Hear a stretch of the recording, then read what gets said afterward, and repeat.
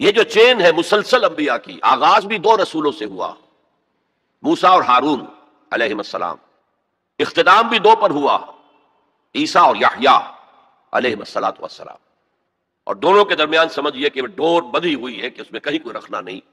بخاری شریف میں روایت ہے حضور کی صلی اللہ علیہ وسلم۔ السلام علیکم سامعین، ڈاکٹر اسرار احمد صاحب کے مزید بیانات سننے کے لیے ہمارے چینل صدائے ایمان کو سبسکرائب کیجیے۔ الحمدللہ وکفا والصلاة والسلام علی عبادہ الذین اصطفیٰ، خصوصاً علی افضلہم وخاتم النبیین محمد الامین وعلی آلہ وصحبہ اجمعین۔ اما بعد فقد قال اللہ تبارک و تعالی کما ورد فی سورۃ بنی اسرائیل اور سورۃ الاسراء۔ معزز حاضرین اور محترم خواتین، السلام علیکم ورحمۃ اللہ وبرکاتہ۔ میری آج کی گفتگو کا عنوان امت مسلمہ کا ماضی، حال اور مستقبل۔ تو میں اس بات کو آپ کے سامنے عرض کرنے میں کوئی باک محسوس نہیں کرتا کہ اصل میں یہ مضمون مجھ پر کھلا ہے نبی اکرم صلی اللہ علیہ وسلم کی ایک حدیث کے ذریعے سے، گویا کہ وہ میرے لیے کلید بن گئی، اس خزانے کو کھولنے کے لیے چابی کا کام دیا۔ وہ حدیث ہے عبداللہ ابن عمرو بن العاص رضی اللہ تعالی عنہما سے کہ حضور صلی اللہ علیہ وسلم نے فرمایا، میری امت پر بھی وہ تمام حالات وارد ہو کر رہیں گے جو بنی اسرائیل پر آئے، بالکل ایسے ہی جیسے کہ ایک جوڑے کی دو جوتیاں ایک دوسرے کے مشابہ ہوتی۔ اس حدیث نے ایک دم میرے لیے امت مسلمہ کے ماضی، حال اور مستقبل کو سمجھنا ممکن بنا دیا، اور اس سمندر کو کوزے میں بند کرنے کا امکان مجھے نظر آیا۔ چنانچہ سن 74 کے رمضان مبارک میں نے ایک مقالہ لکھا حالت اعتکاف میں، وہ پھر بعد میں میثاق میں شائع ہوا، پھر کتابی شکل میں، کتابچے کی شکل میں شائع ہوا، انگریزی ترجمہ بھی شائع ہوا۔ آج میں اس موضوع پر آپ سے مخاطب ہوں۔ اس سے پہلے کہ میں اصل گفتگو کا آغاز کروں، یہ نقطہ واضح ہو جانا چاہیے کہ نبی اکرم صلی اللہ علیہ وسلم نے دو اعتبارات سے مشابہت کا ذکر کیا ہے، موجودہ امت مسلمہ یعنی ہم امت محمد صلی اللہ علیہ وسلم، اور سابقہ امت مسلمہ یعنی بنی اسرائیل۔ آپ میں سے بہت سے حضرات کے لیے تو بنی اسرائیل کے لیے یہ اصطلاح ہی بہت عجیب سی محسوس ہو رہی ہوگی، سابقہ امت مسلمہ۔ تو یہ اصل میں ہماری ناواقفیت کی وجہ سے ہے، ورنہ جیسے کہ غالب نے کہا تھا کہ ریختہ کہ تم ہی استاذ نہیں ہو غالب، سنتے ہیں اگلے زمانے میں کوئی میر بھی تھا۔ تو ایسے ہم ہی واحد امت مسلمہ نہیں ہیں، ہم سے پہلے بھی ایک عظیم امت رہی ہے بنی اسرائیل۔ وہ حضرت موسیٰ کے امتی تھے، ہم حضرت محمد کے امتی ہیں صلی اللہ علیہ وسلم علیہ الصلوۃ والسلام۔ انہیں تورات دی گئی تھی، ہمیں قرآن دیا گیا ہے، اور قرآن مجید میں بار بار آتا ہے کہ اہل ایمان جس طرح قرآن پر ایمان رکھتے ہیں، ایسے ہی تورات اور انجیل پر بھی ایمان رکھتے ہیں، یعنی اس بات پر ایمان کہ وہ اللہ کی کتابیں تھیں اگرچہ ان میں تحریف ہو گئی۔ پھر ذہن میں رکھیے اس امت میں 3 کتابیں نازل ہوئی ہیں، تورات، زبور اور انجیل۔ اس کے علاوہ بہت سے نبیوں کے صحیفے، اولڈ ٹیسٹمنٹ جو ہے، عہد نامہ قدیم، کتنے انبیاء کے صحیفے اس میں شامل۔ یہ بھی نوٹ کیجئے کہ یہ وہ امت ہے جس کے لیے قرآن میں 4 مرتبہ آیا ہے کہ ہم نے انہیں تمام جہان والوں پر فضیلت دی تھی۔ 2 مرتبہ تو صرف سورہ بقرہ میں بین ہی انہی الفاظ میں آیت وارد ہوئی ہے، 6 رکوع کے شروع میں اور 15ویں رکوع کے شروع میں، یا بنی اسرائیل اذکروا نعمتی التی انعمت علیکم وانی فضلتکم علی العالمین۔ اے بنی اسرائیل، یاد کرو میرے انعام و اکرام و احسان کو جو میں نے تم پر کیا، اور میں نے تمہیں تمام جہان والوں پر فضیلت دی۔ پھر جب سے یہ ایک امت کی شکل میں آئے، اس سے پہلے وہ ایک قوم تھے بنی اسرائیل، 12 قبیلے جو حضرت یعقوب علیہ السلام کے 12 بیٹوں سے چلے، قوم تھے وہ، امت نہیں تھے۔ امت تب بنے ہیں جب حضرت موسیٰ علیہ السلام کو تورات دی گئی۔ اس وقت سے لے کر 1400 برس ایسے گزرے ہیں اس امت میں کہ کوئی ایک لمحہ بھی نہیں تھا کہ کوئی نبی موجود نہ ہو۔ یہ جو چین ہے مسلسل انبیاء کی، آغاز بھی دو رسولوں سے ہوا، موسیٰ اور ہارون علیہ السلام، اختتام بھی دو پر ہوا، عیسیٰ اور یحییٰ علیہ السلام، اور دونوں کے درمیان سمجھیے کہ ڈور بندھی ہوئی ہے کہ اس میں کہیں کوئی رکھنا نہیں۔ بخاری شریف میں روایت ہے حضور کی صلی اللہ علیہ وسلم، کانت بنو اسرائیل تسوسہم الانبیاء کلما ہلک نبی خلفہ نبی۔ بنی اسرائیل کی سیاست، ان کے انتظامی معاملات انبیاء کے ہاتھ میں ہوتے تھے، جیسے ہی کوئی نبی فوت ہوتا تھا کوئی اور نبی اس کا خلیفہ بن جاتا تھا، جیسے حضرت داؤد، حضرت سلیمان۔ یہ دو مثالیں تو ہر انسان کو معلوم۔ بہرحال اس امت اور موجودہ امت مسلمہ، امت محمد صلی اللہ علیہ وسلم میں مشابہتیں دو اعتبارات سے بیان کی گئی۔ ایک اس اعتبار سے مسلمانوں تم میں بھی وہ ساری گمراہیاں پیدا ہوں گی جو سابقہ امت میں پیدا ہوئی۔ لَتَتَّبِعُنَّ سُنَنَ مَن كَانَ قَبْلَكُمْ، تم لازماً پیروی کرو گے ان کی، ان کے طور طریقوں کی کہ جو تم سے پہلے تھے، حتیٰ کہ اگر وہ گوہ کے بل میں گھسے تھے تم بھی گھسو گے، اور اگر ان میں سے کوئی شقی ایسا اٹھا تھا کہ اس نے اپنی ماں سے زنا کیا تو تم میں بھی کوئی بدبخت ضرور ایسا اٹھے گا جو اپنی والدہ سے زنا کرے گا۔ تو یہ تو ہے گمراہیوں کا معاملہ، امت کے اندر پیدا ہونے والی اعتقادی اور عملی گمراہیاں۔ چنانچہ اس کے ضمن میں جو 10 رکوعوں پر مشتمل فرد جرم عائد کی گئی ہے بنی اسرائیل پر سورہ بقرہ میں، 5ویں رکوع سے شروع ہوتی ہے بات اور 15ویں رکوع کے آغاز تک چلتی ہے، اس میں در حقیقت ہم اپنی موجودہ کیفیت کا اس آئینے میں مشاہدہ کر سکتے ہیں۔ وہ ساری اعتقادی اور عملی گمراہیاں ہمارے اندر پیدا ہوئی۔ ہم تو بخشے بخشائے ہیں، سیغفر لنا، ہم تو اللہ کے محبوب اور چہیتے ہیں، ہمیں تو آگ جہنم کی چھوئے ہی کہ نہیں، چھوئے گی تو گنتی کے چند دن۔ پھر دین کے اندر تفریق، کچھ احکام ماننے کچھ نہ ماننے، جس کا میں حوالہ اس سے پہلے دے چکا ہوں۔ افتؤمنون ببعض الکتاب وتکفرون ببعض۔ پھر یہ کہ دین کے ظاہر کے اوپر ہی اپنی ساری توجہ جو ہے مرکوز کر دینا، باطنی اس کی حقیقت اور باطنی روح سے صرف نظر کر لینا، ظاہری چیزوں میں بال کی کھال اتارنا اور چھوٹی چھوٹی چیزوں پر کفر کے فتوے لگا دینا، جیسے کہ حضرت مسیح نے کہا تھا کہ تم مچھر چھانتے رہ جاتے اور سموچے اونٹ نکل جاتے۔ رفع یدین پر تو ہو رہا ہے، من دیگرم تو دیگری، تم اور ہو میں اور ہوں، اور سودی کاروبار میں بھی کر رہا ہوں وہ بھی کر رہا ہے، کوئی پرواہ نہیں۔ تو ایک پہلو تو یہ ہے، اور وہ بھی ہمارے لیے بہت توجہ طلب ہے کہ ان آیات کو پڑھتے ہوئے ہم اپنا جائزہ لیتے رہیں کہ اصل میں ان آیات میں سورہ بقرہ کے 10 رکوعوں میں اللہ تعالیٰ نے پیش کی ایک آئینہ ہمارے سامنے رکھ دیا کہ اس اعتبار سے تمہارے اندر بھی گمراہیاں پیدا ہو کر رہیں گی، تاکہ جن کو بھی اللہ توفیق دے وہ اس آئینے میں اپنی تصویر دیکھ کر اپنی اصلاح کی طرف متوجہ ہو جائیں۔ دوسرا، اس حدیث میں حضور نے فرمایا کہ جو حالات ان پر وارد ہوئے تھے، ایک ہے ان کی اپنی اعتقادی اور عملی گمراہیاں، ایک ہے جو حالات ان پر واقع ہوئے تھے، وہی حالات امت محمد صلی اللہ علیہ وسلم پر بھی واقع ہوں گے۔ اور اس ضمن میں جو آپ نے تشبیہ دی ہے اس سے زیادہ فصاحت و بلاغت پر مبنی تمثیل یا تشبیہ ممکن نہیں۔ جیسے ایک جوتی کے 2 جوتے، ایک جوڑے کے 2 جوتے، اگر آپ ان کو زمین پر رکھا ہوا دیکھیں گے تو فرق نظر آئے گا، ایک کا پنجہ یوں ہے ایک کا پنجہ یوں ہے، فرق ہے۔ ان کے تلوے ملا دیجئے تو بال برابر فرق نہیں۔ تو ویسے تو ظاہر بات ہے ان دونوں امتوں کی تاریخ میں 2000 سال کا فصل ہے، نصف صدی کا قصہ ہے، 2-4 برس کی بات نہیں۔ تو ایگزیکٹلی تو وہ حالات نہیں ہو سکتے، لیکن یہ کہ اگر آپ تھرو دی لائنز ریڈ کر سکتے ہو بین السطور، تو واقعہ یہ ہے کہ بالکل کاربن کاپی ہے، جو کچھ ان پر بیتا وہی ہم پر بیتا۔ اور جیسا کہ میں نے عرض کیا، اسی حدیث کی روح سے، اور پھر یہ آیات جو آج تلاوت بھی کی گئی، جن کی قرات کی گئی، جن کا ترجمہ آپ کو جناب منظور شیخ صاحب نے بھی سنا دیا، میں بھی کچھ ترجمہ کروں گا۔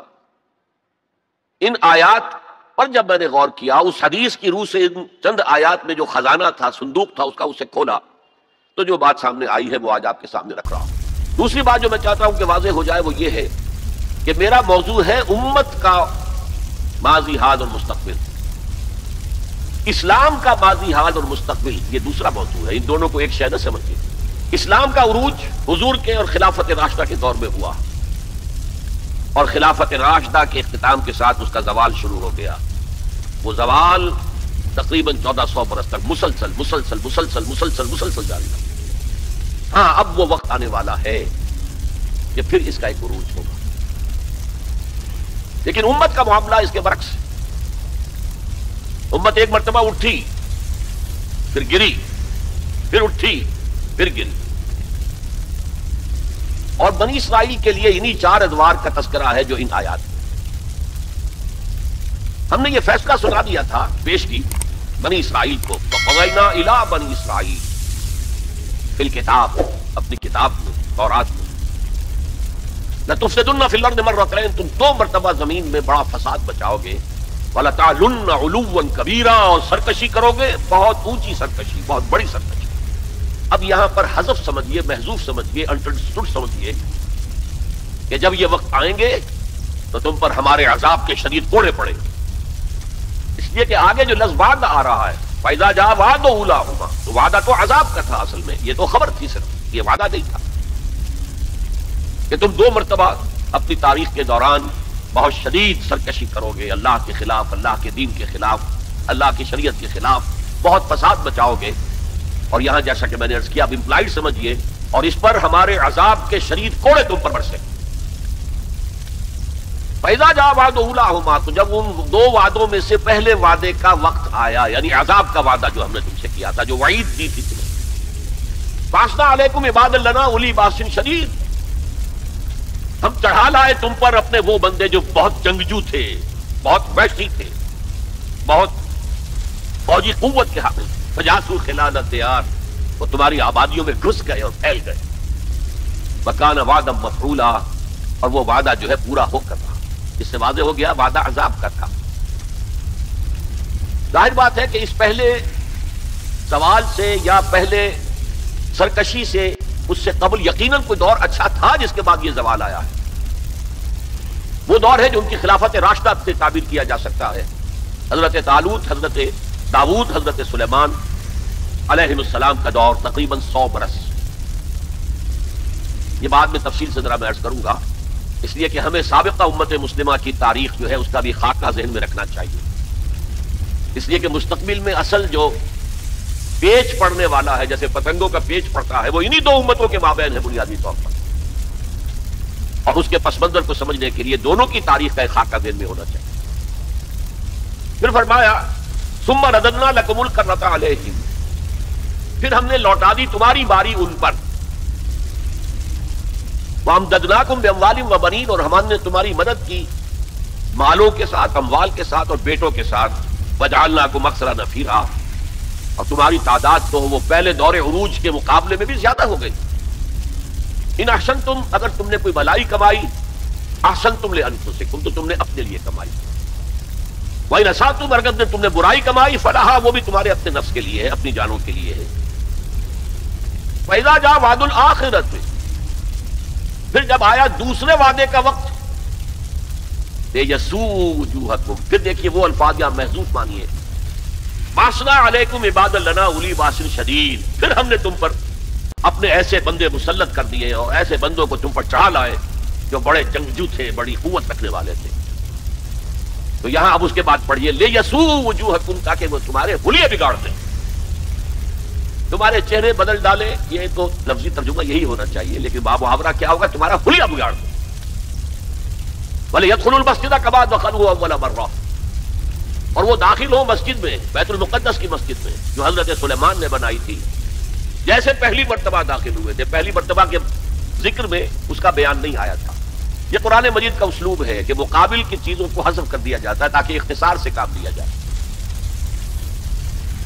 وَلِيَدْخُلُوا الْمَسْجِدَ كَمَا دَخَلُوهُ أَوَّلَ مَرَّةٍ، پہلی مرتبہ جیسے وہ داخل ہوئے تھے. وَلِيُتَبِّرُوا مَا عَلَوْا تَتْبِيرًا، اور جس چیز پر بھی انہیں اختیار حاصل ہو جائے اسے برباد کر کے رکھ دیں، تباہ کر دیں. یہ ہے چند آیات جن میں بنی اسرائیل کے تاریخ کے، ان میں تو 3 ادوار کا ذکر ہے، لیکن ایک دور جو ہے ان کا امپلائڈ ہے کہ پہلے دور عذاب یا دور زوال سے پہلے ان کا ایک سنہری دور بھی تھا. اب ذرا میں چاہتا ہوں کہ بنی اسرائیل کی تاریخ کا ایک خاکہ دل میں جما لیں. 1400 قبل مسیح میں حضرت موسیٰ کو تورات ملی، تو 1400 قبل مسیح سے بنی اسرائیل ایک امت کی حیثیت سے ان کی تاریخ شروع ہوئی. حضرت موسیٰ کے زمانے میں جب تورات حاصل کرنے کے بعد پھر آپ آگے بڑھے فلسطین کی طرف، اور آپ نے بنی اسرائیل سے کہا کہ اب داخل ہو جاؤ اور جنگ کرو، جو لوگ یہاں ہیں انہیں یہاں سے نکالو. مشرکین ہیں، نہایت گمراہ قومیں یہاں آباد ہیں، یہاں سے نکالو، تاکہ یہ سرزمین جہاں تمہارے جد امجد ابراہیم رہتے تھے، یہ سرزمین جہاں تمہارے جد امجد اسحاق رہتے تھے، حضرت یعقوب رہتے تھے، اور جہاں سے وہ ہجرت کر کے مصر تشریف لے گئے تھے، تم دوبارہ وہ زمین حاصل کر لو۔ لیکن انہوں نے جنگ سے صاف انکار کر دیا۔ فَاذْهَبْ أَنْتَ وَرَبُّكَ فَقَاتِلَا إِنَّا هَاهُنَا قَاعِدُونَ، اے موسیٰ جاؤ، تم جاؤ، تمہارا رب جائے، تم جا کے جنگ کرو، وہ تو بڑے قوی الجثہ لوگ ہیں، بڑے خوخار لوگ ہیں، ہم ان سے جنگ کرنے کی پوزیشن میں نہیں ہیں، ہم تو یہاں بیٹھے۔ حضرت موسیٰ پر اس قدر شدید بیزاری طاری ہوئی، آپ نے اللہ کی جناب میں دعا کی، رب انی لا املک الا نفسی و اخی، پروردگار مجھے تو اختیار ہے تو اپنی جان پر اور اپنے بھائی ہارون کی جان پر۔ اور یہ پوری قوم انکار کیے بیٹھی ہے۔ 6 لاکھ میں سے صرف 2 افراد نکلے تھے، یوشع ابن نون جو بعد میں جانشین ہوئے حضرت موسیٰ کے اور نبی تھے، جوشوا کہتے ہیں بائبل میں انہیں، اور کالب بن یفنہ، یہ دو رسول، 2 ان کے یہ امتی، 4 آدمی، ظاہر بات ہے کہ وہ کیسے جنگ کریں۔ تو حضرت موسیٰ کی دعا تھی کہ رب انی لا املک نفسی الا نفسی واخی فافرق بیننا و بین القوم الفاسقین، تو اے اللہ اب ہمارے اور ان فاسقوں کے درمیان علیحدگی کر دے، میں اب ان کے ساتھ نہیں رہنا چاہتا، ان ناہنجاروں کے ساتھ نہیں رہنا چاہتا۔ اللہ نے فرمایا نہیں موسیٰ، رہنا تو ہوگا تمہیں انہی کے ساتھ، البتہ انہیں ہم یہ سزا دے رہے ہیں کہ 40 برس تک کی ارض مقدس اب ان پر حرام ہے، اسی صحرائے سینا میں بھٹکتے پھریں گے، یتیہون فی الارض، اسی سے اس سینا کے صحرا کو صحرائے تیر کہا جاتا ہے، یتیہون فی الارض۔ اسی 40 سال کے دوران میں حضرت موسیٰ کا انتقال ہو گیا، حضرت ہارون کا انتقال ہو گیا، بلکہ یوں سمجھیے کہ تقریباً پوری نسل جو مصر سے نکل کر آئی تھی وہ فوت ہو گئی۔ اب ایک نئی نسل پیدا ہوئی صحرا، جو غلامی کا داغ اٹھائے ہوئے نہیں تھی، صحرا کی وسعتوں میں پیدا ہوئے، جیسے کہ اقبال کہتا ہے فطرت کے مقاصد کی کرتا ہے نگہبانی، یا بندے صحرائی یا مرد کوہستانی۔ شہری لوگوں کے اندر تو طرح طرح کی کمزوریاں آ جاتی ہیں، اخلاقی اعتبار سے بھی، بڑے بڑے شہر اس کے اندر جو بھی خرابیاں آتی ہیں وہ سب کو معلوم ہے۔ تو فطرت کے مقاصد کی کرتا ہے نگہبانی، یا بندہ صحرائی یا مرد کوہستانی۔ تو صحرا میں جو نسل پیدا ہوئی اب 40 سالوں میں، اور وہ جوان ہو گئی، اس نے پھر جوشوا یعنی حضرت یوشع ابن نون کی سرکردگی میں جہاد کیا، قتال کیا۔ جیریکو، اریحا اس کا نام تھا، آج کل آپ پڑھتے ہوں گے اخبارات میں، وہ اسرائیل میں اور جو فلسطین کے شہروں میں جیریکو ایک مشہور شہر، سب سے پہلے وہ فتح کیا، اس کے بعد پورا فلسطین فتح کر دیا۔ غلطی یہ کی کہ کوئی ایک مرکزی حکومت قائم نہیں کی، 12 قبیلوں نے 12 چھوٹی چھوٹی ریاستیں بنا لی۔ اب 12 ریاستیں ہوں گی تو آپس میں کھٹ پٹ بھی ہوگی، اختلافات بھی ہوں گے، جیسے ہمارے دور زوال میں ہندوستان میں جب مغلیہ سلطنت کا جو کنٹرول تھا وہ ڈھیلا پڑ گیا، تو اب ہر جگہ پر راجے ہیں، مہاراجے ہیں، نواب ہیں، لوکل لوگ کھڑے ہو گئے، اور ان پر کوئی کنٹرول اب برکت کا نہیں رہا۔ پھر وہ آپس میں لڑتے بھی تھے، یہ آپس میں لڑتے بھی تھے، اور جو قریب کے مشرک قبائل تھے ان سے ایک دوسرے کے خلاف مدد بھی لیتے تھے، ان سے شادیاں بھی کی، ان سے خلا ملا بھی رکھا، مشرکانہ اوہام بھی پیدا ہو گئے، غلط رسومات بھی انہوں نے اپنے ان مشرک ہمسایوں سے سیکھ لی۔ تو پھر ان پر ایک سزا مسلط ہوئی، اور جو آس پاس کے مشرک قبائل تھے انہوں نے انہیں فتح کر کے انہیں اپنے گھروں سے نکال دیا۔ 300 برس اس کیفیت میں گزرے۔ اس کے بعد جب ان کا حال یہ ہو گیا کہ اپنے گھروں سے نکال دیے گئے، ان کے بیٹوں کو روک لیا گیا غلام بنانے کے لیے، تو پھر انہوں نے وقت کے نبی سے کہا کہ ہمارے لیے ایک بادشاہ معین کر دیں، سپہ سالار معین کر دیں کہ ہم اس کی قیادت میں قتال کریں۔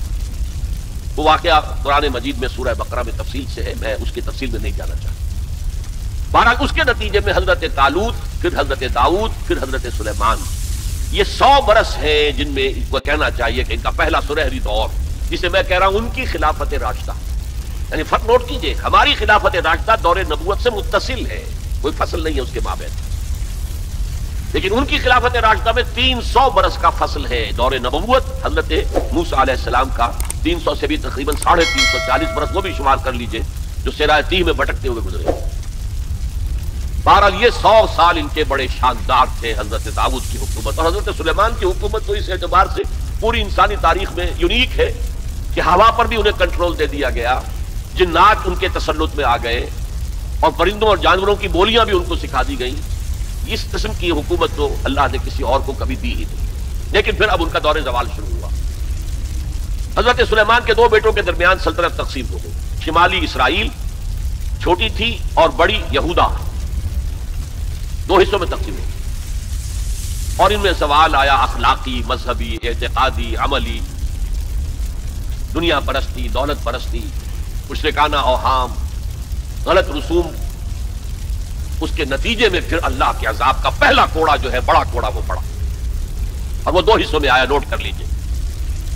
پہلے اشوریوں نے، سیریا کے رہنے والے اشوریوں نے حملہ کیا اور شمالی سلطنت اسرائیل کو تہس نہس کر دیا، ختم کر دیا. یہ ہوا ہے تقریباً 700 قبل مسیح. خلافت راشدہ ان کی ہے 1000 قبل مسیح سے لے کے 900 قبل مسیح تک. تو گویا کہ اس کے 200 برس کے بعد سلطنت اسرائیل ختم. سلطنت یہودا رہی لیکن اس میں بھی وہ زوال جاری رہا. تو تقریباً 125 سال کے بعد نیبوکڈنیزر کا جو حملہ آیا ہے، King of Babylonia, the Chaldean emperor, یہ علاقہ کلدانیہ کہلاتا ہے.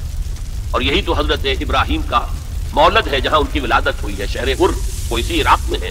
عراق کا پرانا نام جو ہے وہ بیبیلونیا ہے، بابل.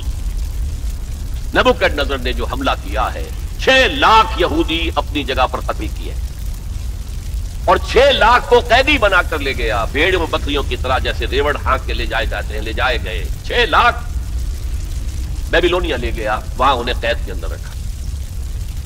یہ ان کا پہلا بہت ہی بڑا جو ہے اللہ کے عذاب کا دور تھا.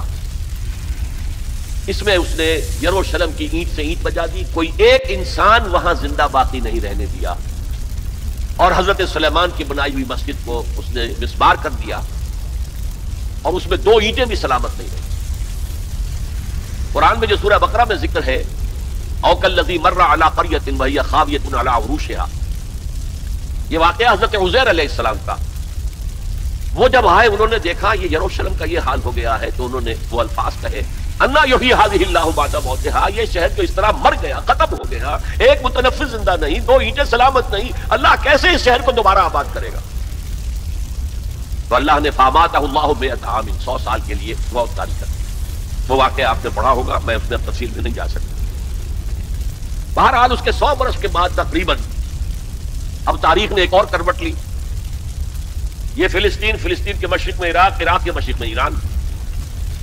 ایران میں ایک زبردست شہنشاہ جو ہے وہ سامنے آیا، کیخورس یا سائرس، جسے ذوالقرنین بھی کہتے، 2 سینگوں والا، اس لیے کہ اس نے 2 ملکوں کو جوڑ کر ایک سلطنت بنائی تھی، پارس اور مادہ. ان دونوں کو جوڑ کر ایک سلطنت بنائی، عظیم ایرانی سلطنت، جس کا 2500 سالہ جشن منایا تھا. وہ جو شہنشاہ ایران تھا جو خواب دیکھ رہا تھا، اسی اپنے دور کو واپس لا دے.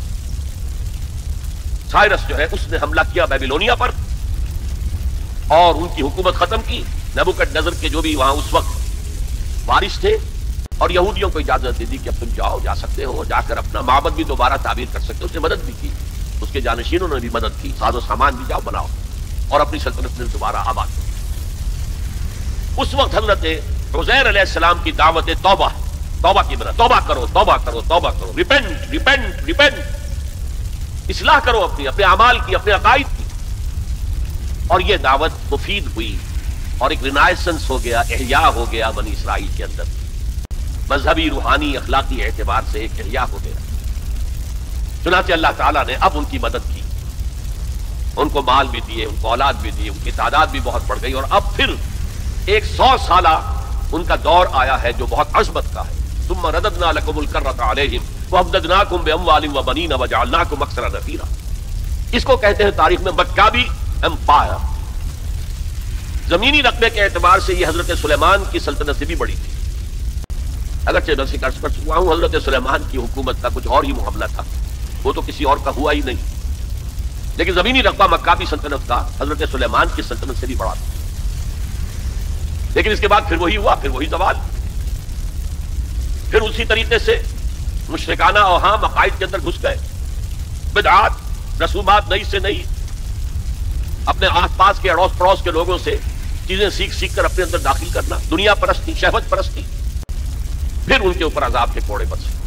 یہ ہے وَإِذَا جَاءَ وَعْدُ الْآخِرَةِ بَعَثْنَا عَلَيْكُمْ عِبَادًا لَنَا أُولِي بَأْسٍ شَدِيدٍ لِيَسُوءُوا وُجُوهَكُمْ وَلِيَدْخُلُوا الْمَسْجِدَ كَمَا دَخَلُوهُ أَوَّلَ مَرَّةٍ۔ یہ مکابی سلطنت کے دور میں وہ ہیکل سلیمانی یا مسجد اقصی حضرت سلیمان کی دوبارہ تعمیر کر دی گئی، اسے وہ کہتے ہیں سیکنڈ ٹیمپل۔ لیکن ان پر اب جو آئے کوڑے وہ یورپ سے آئے۔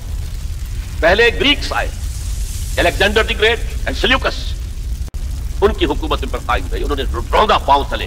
پھر رومنز آ گئے، رومنز نے فتح کیا علاقہ، انہوں نے اس طرح کا نظام قائم کیا، براہ راست حکومت اپنی نہیں رکھی جیسے ہمارے ہاں ہوتا تھا انگریز کے دور میں، راجواڑے اور نوابوں کا علاقہ، نواب بیٹھے ہوئے لیکن اوپر ریزیڈنٹ ایک بیٹھا ہوا ہے، اصل پالیسی اس کے ہاتھ میں ہوتی تھی، اصل میں تو انگریز کی حکومت تھی لیکن دکھاوے کے لیے راجا مہاراجا اور نواب تھے۔ اس طرح وہ یہودی حکومت انہوں نے قائم رکھی وہاں، لیکن اصل طاقت اپنے ہاتھ میں رکھی۔ تو کچھ یہودی بار بار بغاوتیں کرتے رہے، وہ چاہتے تھے کہ رومن سے ہم خلاصی حاصل کریں، اور ان کو دبایا بھی جاتا رہا۔ اسی دور میں حضرت مسیح کی ولادت ہوئی، اسی دور میں پھر انہوں نے اپنی دعوت پیش کی، اسی دور میں پھر ان کے بڑے بڑے جو صوفیاء تھے، فقہاء تھے، مفتی حضرات تھے، انہوں نے حضرت مسیح کو کافر اور مرتد واجب القتل قرار دیا، اور اپنے بس پڑتے انہیں سولی پر چڑھوا کے دم لیا۔ اگرچہ اللہ نے جو کچھ کیا وہ بالکل مختلف تھے، انہیں سولی پر چڑھنے ہی نہیں دیا، ولیکن شبہ لہم، ایک اور شخص کی شباہت بنا دی گئی حضرت عیسیٰ کی سی، اور وہ ہے جو سولی چڑھا اور گرفتار ہوا۔ اور انجیل برنباس سے معلوم ہوتا ہے، ہمارے پاس اس کا کوئی سورس نہیں تھی، ہمارے کسی مفسر نے، کسی محدث نے حضور سے بھی نقل نہیں کیا، لہذا ہمیں یہ تو معلوم تھا، یہ تو ہمارا عقیدہ ہے کہ حضرت مسیح سولی نہیں چڑھے، وہ قتل نہیں ہوئے، ما قتلوہ وما صلبوہ ولکن شبہ لہم، لیکن کیسے شبہ کیا، کس کو مشابہ بنایا، کون سولی چڑھا، ہمیں معلوم نہیں تھا۔ یہ تو پوپ کی لائبریری سے نکلی ہے انجیل برنباس، ایونجیلیم برنابے، اس نے واضح کیا ہے کہ جس حواری نے دھوکہ دیا تھا یا غداری کی تھی، اسی کی شکل اللہ نے حضرت عیسیٰ کی سی بنا دی، اور حضرت عیسیٰ کو جب وہ سپاہی پکڑنے کے لیے آئے تو جس کوٹھڑی میں وہ بیٹھے ہوئے تھے، باغ کے اندر وہ پوش تھے، اس کی چھت پھٹی، 4 فرشتے نازل ہوئے اور حضرت عیسیٰ کو لے گئے، اور اس شخص کی شکل حضرت عیسیٰ کی بنا دی گئی، وہ پکڑا گیا اور وہ سولی چڑھا، واللہ اعلم۔ لیکن یہ قرین قیاس ہے بہت۔ بہرحال اس کے بعد بھی ان کا زوال باقی رہا، انہوں نے حضرت عیسیٰ کو تو رد کر دیا، انہیں ولد الزنا قرار دیا، حضرت مریم پر تہمت لگائی، بہتان عظیمہ قرآن کہتا ہے، مریم پر بہتان عظیم۔ اس کے بعد سن 70 عیسوی میں، یعنی حضرت مسیح کے رفع سماوی کے تقریباً 40 برس بعد، پھر ان زیلوٹس نے، یہ جو بار بار بغاوت کرتے تھے یہودیوں میں سے، انہیں زیلوٹس کہا جاتا، بڑے جوشیلے لوگ، انہوں نے ایک بڑی بغاوت کی۔ تو ایک جو جرنیل تھا رومن، ٹائٹس، تیتوس کہتے ہیں اسے عربی میں، تیتوس، کوئے یہ کوئے واو سین، ٹائٹس، اس نے پھر جو کرش کیا ہے اس ریبیلین کو، 1,33,000 یہودی ایک دن میں قتل کیے۔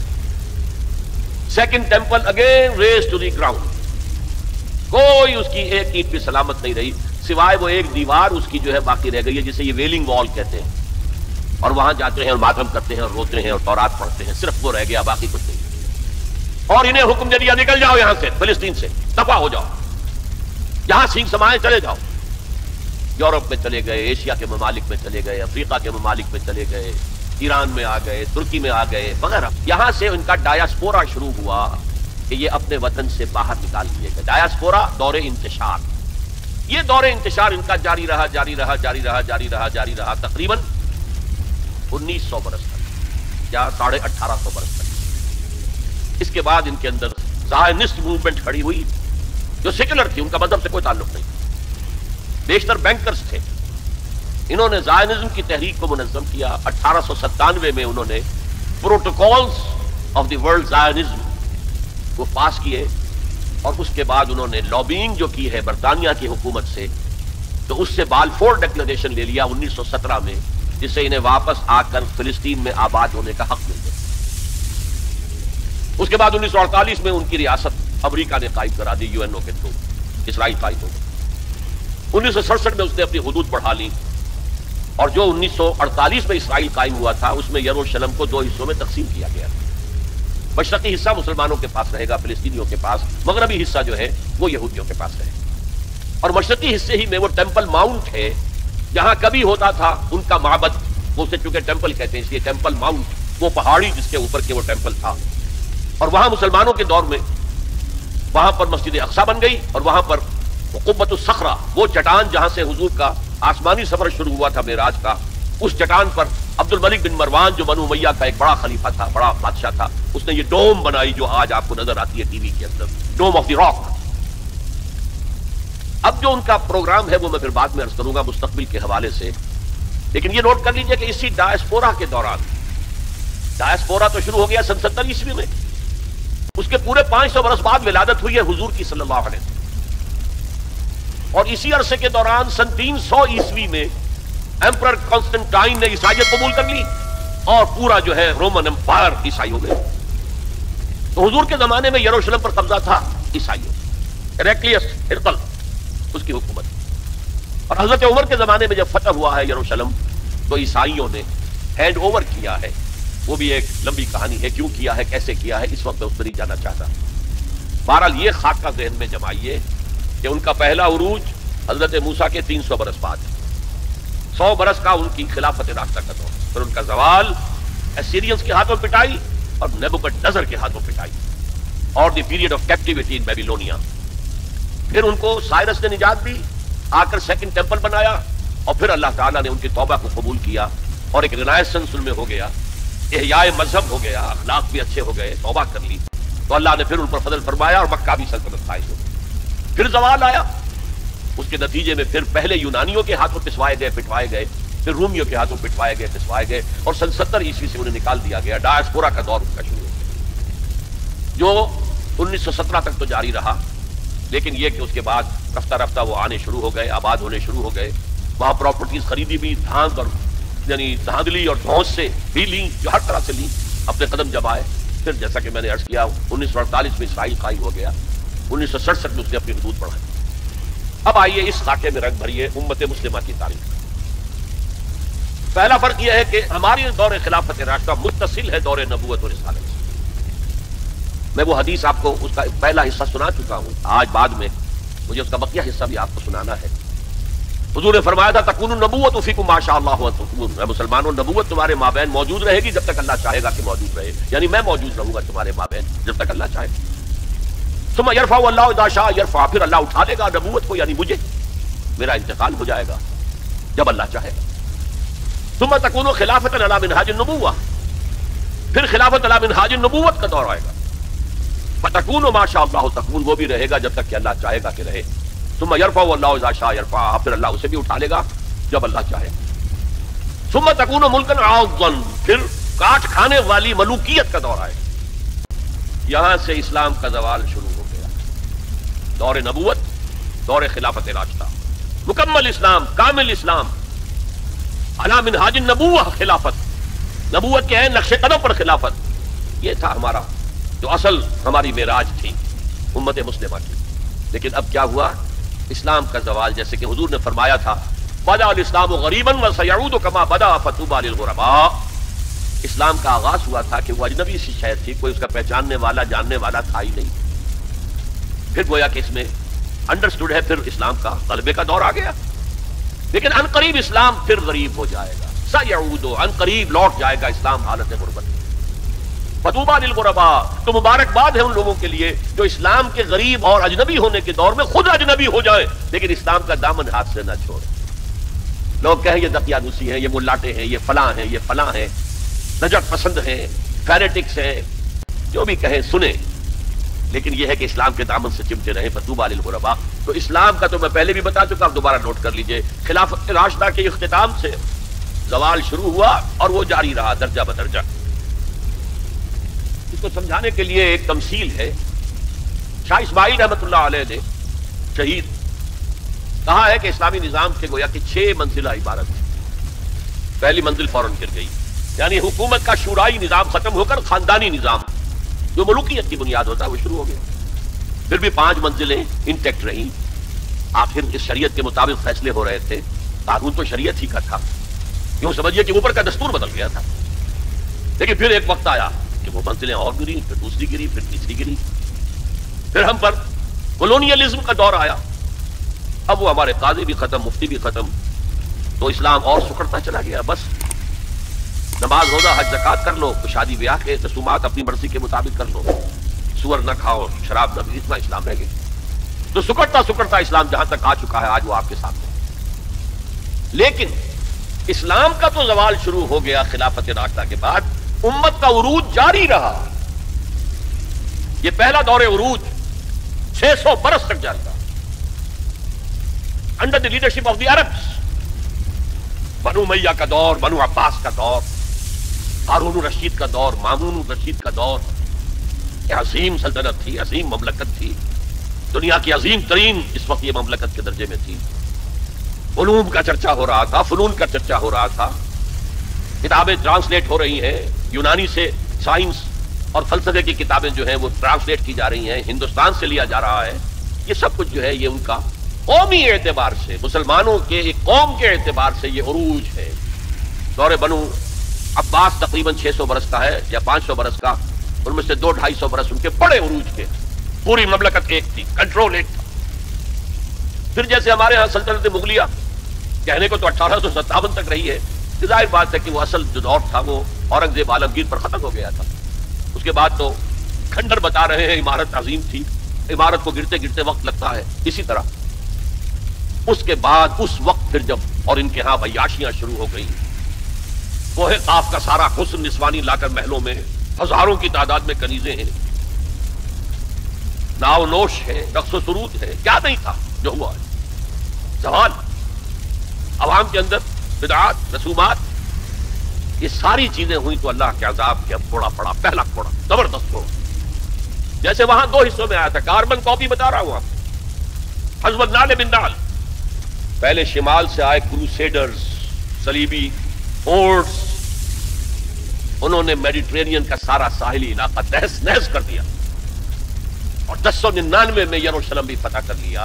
اور اتنا خون بہایا ہے، اتنا خون بہایا ہے، وہ خود یہ لکھتے ہیں ان کے ہسٹورینز کہ جب صلیبی داخل ہوئے ہیں ان کے فوجی گھوڑوں کے اوپر سوار ہو کر تو گھوڑوں کے گھٹنوں تک خون کی ندیاں بہ رہی ہیں. اس کے بعد 88 برس تک یہ یروشلم عیسائیوں کے قبضے میں، 88 لانگ ایئرز. کھویا اربوں نے، واپس دینے کی سکت اربوں میں نہیں تھی. عیاشیوں کی وجہ سے وہ کمزور ہو چکے تھے، کھوکھلے ہو چکے. واپس لینے والا کرد تھا، کرد خون، صلاح الدین ایوبی رحمت اللہ. یہ ہوا 1187 عیسوی، 1099 میں قبضہ ہوا، 1187 عیسوی میں واپس لیا. 88 برس تک وہ کروسیڈرز کے قبضے میں. اور اس کے بعد جیسے نبوکدنضر آیا تھا مشرق سے، عراق فلسطین کے مشرق میں ہے، تو ہم پر جو طوفان آیا ہے، جو مسلمانوں پر اس وقت عذاب الہی آیا ہے، وہ تاتاریوں کے ہاتھ. کروڑوں مسلمان قتل ہوئے، لاکھوں کی بات نہیں ہے. بنی اسرائیل کی امت چھوٹی سی امت تھی، یہ امت بہت بڑی تھی. اگر ان کے لاکھوں قتل ہوئے تھے تو ان کے تو کروڑوں ہوئے. خارزم شاہ کی عظیم مملکت، سینٹرل ایشیا کی عظیم ترین سلطنت جو قائم ہوئی ہے، تاریخ ختم، تہس نہس. ایسا بھی کیا ہے تاتاری وحشیوں نے کہ ایک آبادی کے تمام انسانوں کو قتل کرنے کے بعد ان کے صرف سر علیحدہ کیے، سریاں، ان کو جمع کر کے ایک پہاڑی کی شکل بنائی. اس پہاڑی پر تخت جما کر ایک وحشی تاتاری سردار نے بیٹھ کر شراب پی. اور مسلمانوں پر دہشت اس درجے تھی کہ اگر 15-20 مسلمان بھی کہیں کوئی تاتاری جو ہے انہیں مل جاتا تھا اکیلا، اور وہ مسلح بھی نہیں، اور وہ کہتا تھا کھڑے رہو یہیں پر، میرے پاس اس وقت تلوار نہیں ہے، میں تلوار لے کر آ کے تم سب کو قتل کروں گا. وہ کھڑے رہتے تھے جیسے کہ بھیڑیں بکریاں کھڑی ہیں، اور وہ آ کر ایک ایک کو قتل. ضربت علیہم الذلۃ والمسکنۃ وباؤوا بغضب من اللہ. یہ دور انتہائی تاریخ دور تھا ہمارا، انتہائی تاریخ دور تھا. عالم اسلام کا نقشہ وہی تھا جو حضرت عزیر نے جب دیکھا تھا یروشلم کو تو کہا تھا انا یحیی ھذہ اللہ بعد موتھا. اسی طرح سے عالم اسلام میں کوئی امید دور دور تک نظر نہیں آ رہی تھی کہ اس کا کوئی احیاء ہو سکے. لیکن پھر احیاء ہوا، دوسرا دور آیا، لیکن ایک فرق کے ساتھ. سابقہ امت جو تھی بنی اسرائیل، وہ ایک نسل پر مشتمل تھی، ایک قوم. اس کا احیاء بھی اسی کے اندر ہوا ہے. امت محمد ملٹی نیشنل امت تھی. عرب اس کا نیوکلیس تھے، کوئی شک نہیں، اب بھی نیوکلیس ہے. لیکن جیسے کہ ایٹم کے مرکز میں تو نیوکلیس ہوتا ہے جس میں پروٹونز ہوتے ہیں، پازیٹیو چارج ہوتا ہے، پھر چاروں طرف اس کے الیکٹرانز گھوم رہے ہوتے ہیں. تو اسی طرح ان امیین کے گرد ایرانی آ گئے، شامی آ گئے، رومی آ گئے، تبتی آ گئے، بربر آ گئے، ہندی آ گئے، ترک آ گئے. یہ سب الیکٹرانز کی طرح. لہذا اب جو احیاء ہوا ہے امت کا وہ غیر عرب معزول کر دیے گئے. 1258 میں خارزم شاہ کی سلطنت کو تہس نہس کر کے، افغانستان کے اکثر حصے کو برباد کر کے، تہوبالا کر کے، پھر ایران کی سلطنت کو تہس نہس کر کے اور عراق کے مشرقی پورے نصف حصے کو ختم کر کے 1258 عیسوی میں انہوں نے بغداد فتح کیا ہے. اور آخری خلیفہ بنو عباس کا مستعصم باللہ، اس کو محل سے نکالا ہے، ایک جانور کی کھال میں لپیٹ کر گلی میں ڈال دیا اور گھوڑے دوڑا دیے، کچل دیے. جس پر شیخ سعدی نے کہا تھا آسماں را حق بود گر خوب بارت بردمی بر زوال ملک مستعصم امیر المومنین. امیر المومنین مستعصم باللہ کے زوال پر اگر آسمان خون کی بارش کرے تو اسے حق ہے. آسماں را حق بود گر خوب بارت بردمی، بارش زمین پر آئے خون کی تو وہ حق ہے اسے. بر زوال ملک مستعصم امیر المومنین، خلیفہ مستعصم باللہ امیر المومنین کے اس انجام. اب نوٹ کیجئے جیسے وہاں پر پھر رینائسنس ہوئی تھی، لیکن میں بتا چکا وہ ہوئی اسی قوم کے اندر. یہاں یہ مجبوری نہیں تھی، ملٹی نیشنل ہے.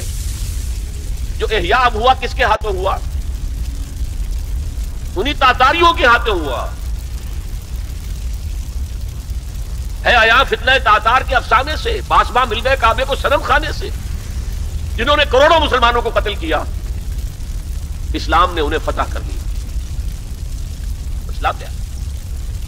اب جو عالم اسلام کے اندر قوتیں ابھری ہیں، کوئی ایک مرکزی حکومت اس کے بعد نہیں بن سکی، اور عربوں کو اس وقت سے جو ڈپوز کیا گیا، معزول کیا گیا، امت مسلمہ کی قیادت ان سے چھین لی گئی. اور یہ وہ بات تھی کہ جو بالکل شروع میں سورہ محمد صلی اللہ علیہ وسلم کہہ دی گئی تھی، ان تتولوا یستبدل قوما غیرکم، اگر تم پیٹھ دکھا دو گے اس مشن کو جو ہم نے تمہارے حوالے کیا تو اللہ تعالیٰ تمہیں ہٹا کر کسی اور کو لے آئے گا. That happened in the mid-13th century of Christian era. Fall of Baghdad 1298. اب اس کے بعد وہ تاتاری ایمان لے آئے.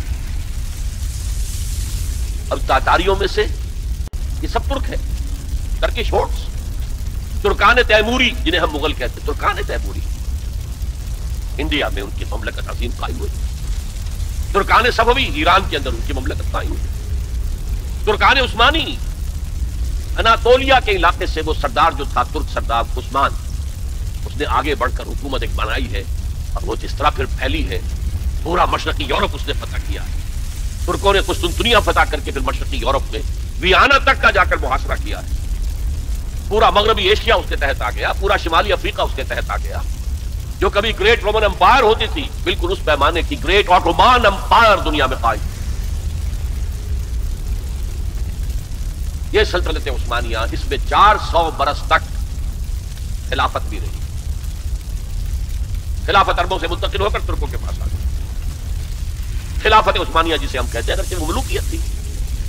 بنو امیہ کا دور بھی ملوکیت کا دور تھا، بنو عباس کا دور بھی ملوکیت کا دور تھا، اور یہ جو خلفائے عثمانی کہلاتے ہیں ترک، یہ بھی ملوکیت کا دور تھا. ملکن اعظم کٹھنی ملوکیت. یہ دور جو ہے یہ کافی طویل رہا ہے، 400 برس تک تو خلافت بھی رہی. اس کے بعد پھر زوال آیا. سلطنت عثمانیہ بھی یورپ کا مرد بیمار بن گئی. زوال آتا ہے، ہر کمال را زوال ہے. جیسے کہ اسپینگلر ایک فلاسفر آف ہسٹری ہے، اور اس نے کہا ہے کہ قوموں کے عروج و زوال کا معاملہ عام انسانوں کے عروج و زوال کے مشابہ ہے. انسان پیدا ہوا، جوان ہوا، طاقت میں آیا، قوت میں آیا، جوش ولولہ، پھر ادھیڑ عمر ہوئی، پھر ڈھیلا پڑا، پھر بوڑھا ہوا، پھر بھگے. قومیں اسی طرح ابھرتی ہیں، طاقت پکڑتی ہیں، پورے اپنے شان پر آتی ہیں، جوبن پر آتی ہیں، پھر قومیں ڈھیلی پڑتی ہیں، اور قوموں کے اندر زوال آتا ہے. عربوں پہ زوال آیا تو اللہ تعالیٰ نے ترکوں کے حوالے کر دیا.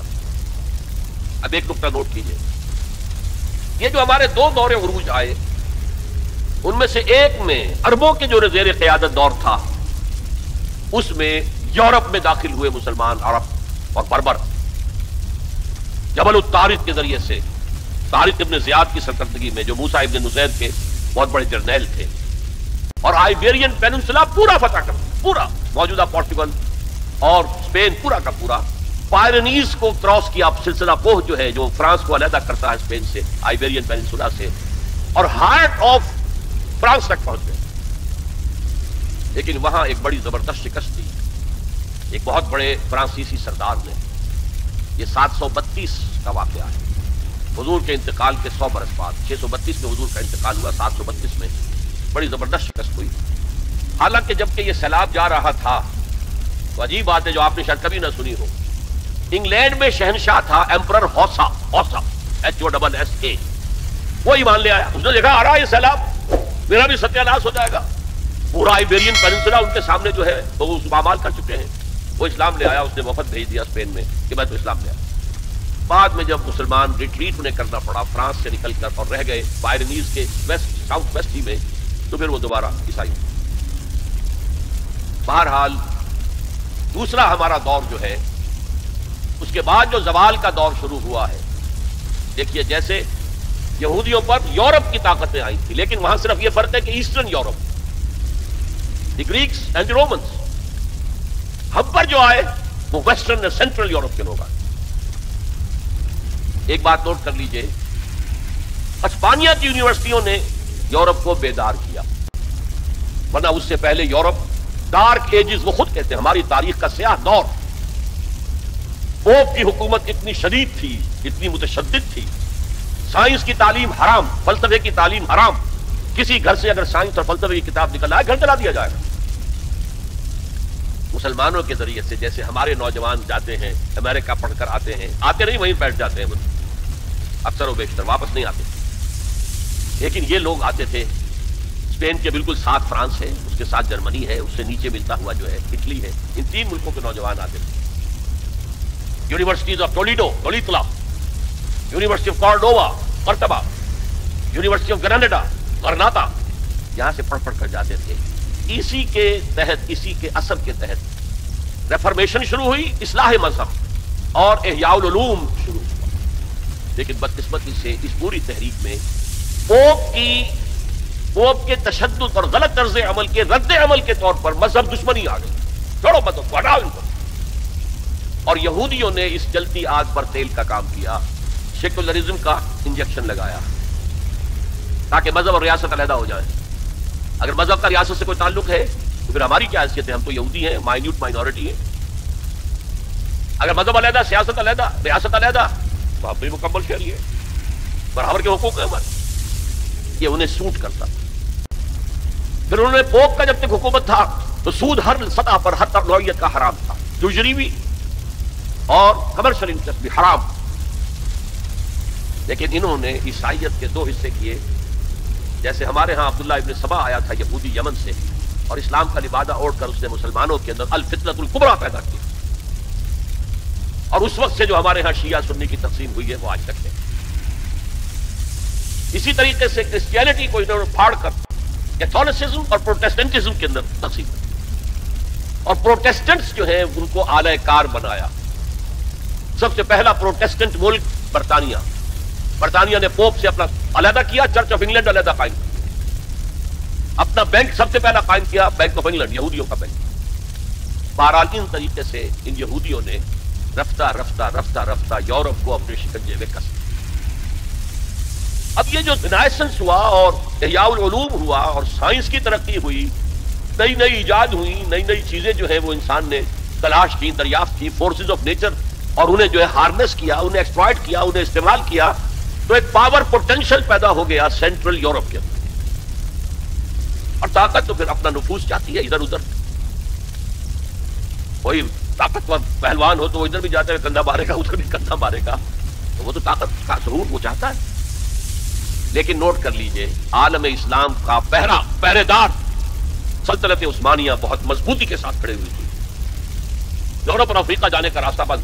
کہاں سے جاتا؟ The great Ottoman Empire standing at a sentinel, ایک سنتری کی حیثیت سے کھڑی. خشکی کے راستے جانا ممکن نہیں. لیکن یہ کہ جو ہے اس سیلاب نے سینٹرل جو یورپ سے آیا ہے طاقت کا سیلاب، اس نے پہلے تو صفایا کیا. یہ دوسرا ڈاؤن فال ہمارا شروع ہو رہا ہے. سب سے پہلے صفایا کیا ہسپانیہ کا 1492 میں، فال آف گریناڈا، آخری مسلمان ریاست غرناطہ کی ختم ہو گئی 1492. اس کے بعد تقریباً 10 سال کے اندر اندر ہسپانیہ کو پاک کر دیا گیا مسلمانوں سے، یا قتل کر دیے گئے یا جلا دیے گئے، یا کچھ نے عیسائی بن کر جانے بچائی اور باقی کو جہازوں میں بھر بھر کر لے جا کر نارتھ افریقہ کے ساحل پر ڈمپ کر جاؤ دفاع۔ یہ ہے زوال ثانی ہمارا، اور اس کے اوپر اللہ کے عذاب کے پھوڑے۔ ہسپانیہ 800 برس جہاں حکومت کی، مسلمان کا نام و نشان نہ رہا۔ 1492 میں ہوا تھا فال آف گریناڈا، 1498 میں واسکو ڈی گاما نے راستہ تلاش کر لیا مشرق کا، اوٹومان امپائر کو بائی پاس کر کے افریقہ کے مغربی ساحل کے ساتھ نیچے تک جا کر round the Cape of Good Hope, اور پھر وہاں سے مشرق کی طرف جزائر شرق الہند، جاوا، سماٹرا، ملایا، ہندوستان۔ اب یہ کولونیل پاورز اس راستے سے آئے۔ ہندوستان میں فرینچ بھی آئے، انگریز بھی آئے، پورچوگیز بھی آئے، لیکن باقی سب ختم ہو گئے، انگریز باقی رہا۔ مشرق بعید کے اندر ڈچ رہے، اور پھر یہ رفتہ رفتہ رفتہ رفتہ رفتہ رفتہ یہ پروسیس ہوتا ہوتا بڑھتا بڑھتا 20ویں صدی کے آغاز میں اپنے کلائمیکس کو پہنچ گیا، جب پہلی جنگ عظیم کے بعد سلطنت عثمانیہ ختم۔ اس سے بخرے بلکانائزیشن جسے کہتے ہیں، بلقان کی ریاست میں یہ سب کیا تھی؟ یہ تو ترکوں کی حکومتیں تھی۔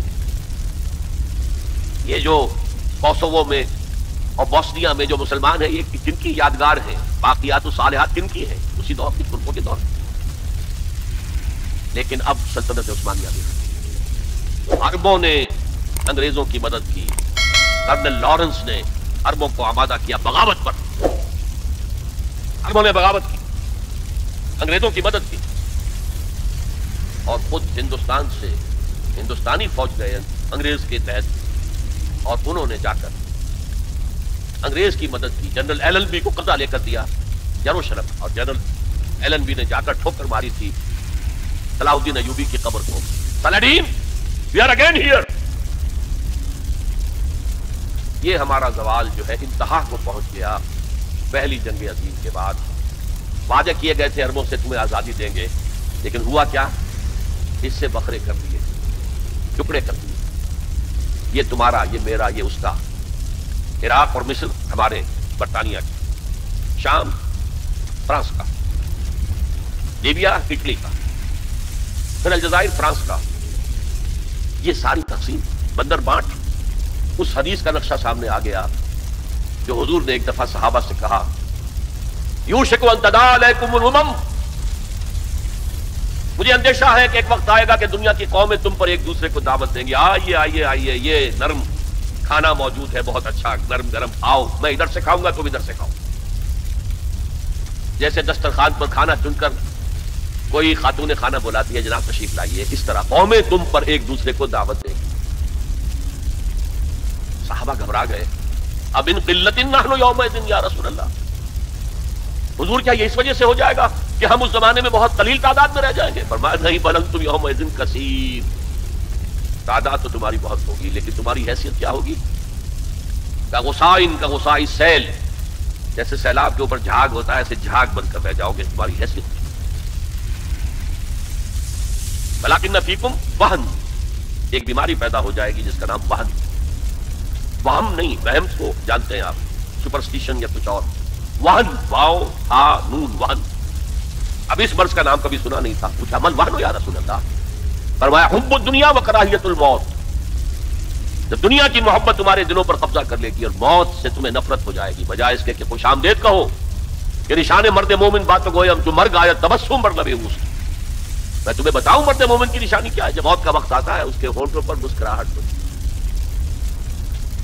صورتحال بدل جائے گی، موت سے ڈرو گے، بھاگو گے، فرار کرو گے، اور دنیا کی محبت تمہارے دل میں دلا دی جائے گی۔ وہ حال عالم اسلام کا حصے بکھرے کر کے تقسیم کر دیا، میں اسے اسلام کا ماضی قرار دے رہا ہوں۔ دو عروج، دو زوال، جیسے دو عروج وہاں تھے، دو زوال۔ وہاں پہلے شمال سے آئے تھے اشوری، یہاں شمال سے آئے کروسیڈرز۔ وہاں مشرق سے آیا تھا نبوکڈنیزر، یہاں مشرق سے آئے تاتاری ہورڈز۔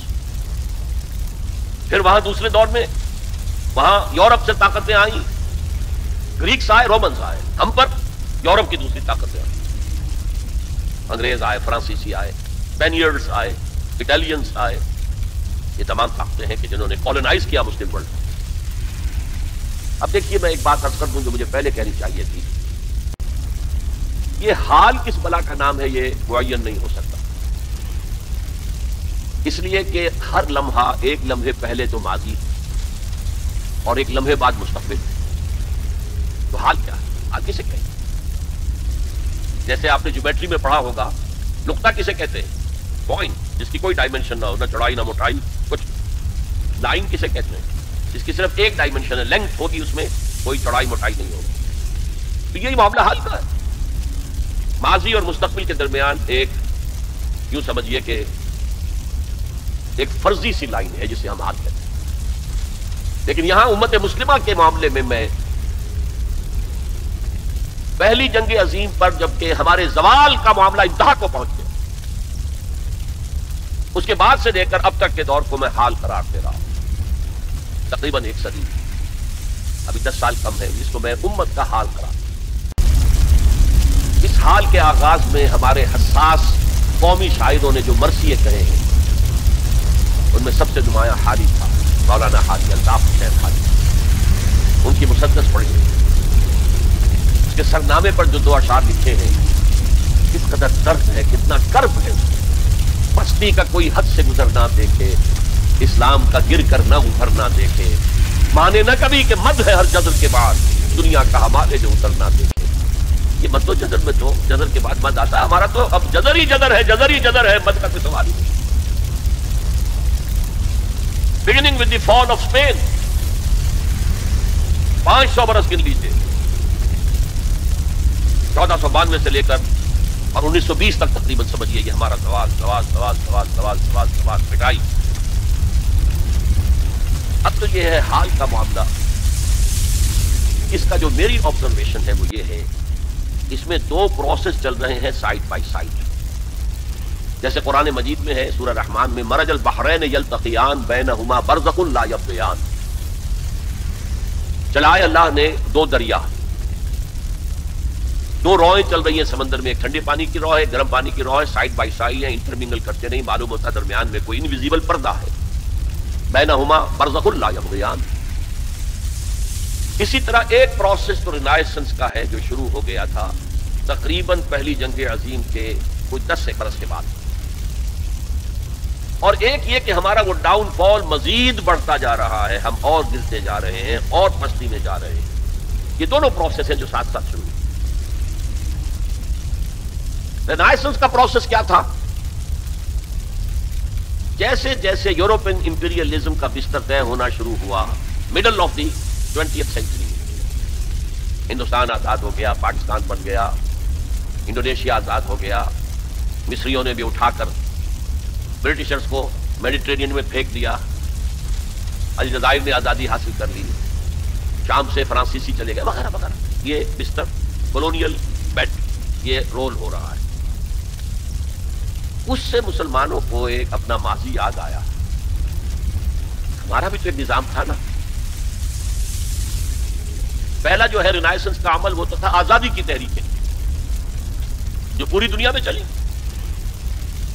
کارلو کی قیادت میں آزادی حاصل کی ہے انڈونیشیا، گاندھی اور کانگریس کی قیادت میں آزادی حاصل کی سب کانٹیننٹ نے، محمد علی جناح کی قیادت میں ہندوستان کا ایک حصہ انہوں نے اسلام کے نام پر علیحدہ کرا لیا۔ تو آزادی کی تحریکیں جو ہیں یہ فرسٹ فیز تھی اس رینائسنس، تاکہ آزادی دی۔ اس کے بعد یہ سیکنڈ فیز آیا، جب آزادی مل گئی تو ہمیں یاد آیا ہمارا بھی تو اپنا ایک نظام ہے نا، ہمارے بھی تو قوانین تھے، فوجداری قانون بھی ہمارا تھا، دیوانی قانون بھی ہمارا تھا، قانون وراثت بھی ہمارا تھا، قانون شہادت بھی ہمارا تھا، فیملی لاز بھی ہمارے تھے۔ تو ایک ارج پیدا ہوئی کہ اب جب کہ ہم آزاد ہو گئے ہیں اب ہمیں اپنا نظام قائم کرنا چاہیے۔ لہذا اسلامی نظام کے قیام کے لیے تحریکیں کراپ اپ ہوئی ہیں بیک وقت سائملٹینیسلی مختلف ممالک۔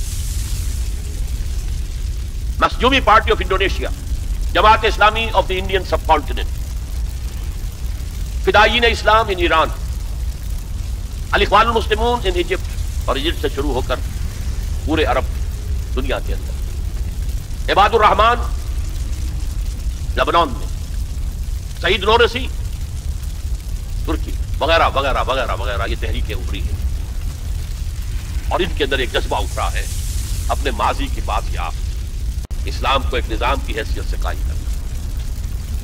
انڈین سب کانٹیننٹ میں اسی نعرے کو اپنایا مسلم لیگ نے، اور یہ نعرہ تھا جس کی وجہ سے 46 کے الیکشن میں مسلم لیگ کو وہ حیثیت حاصل ہو گئی کہ وہ مسلمانوں کی واحد نمائندہ جماعت قرار پائی اور پھر بارگین کرنے کا پورا موقع اسے مل گیا۔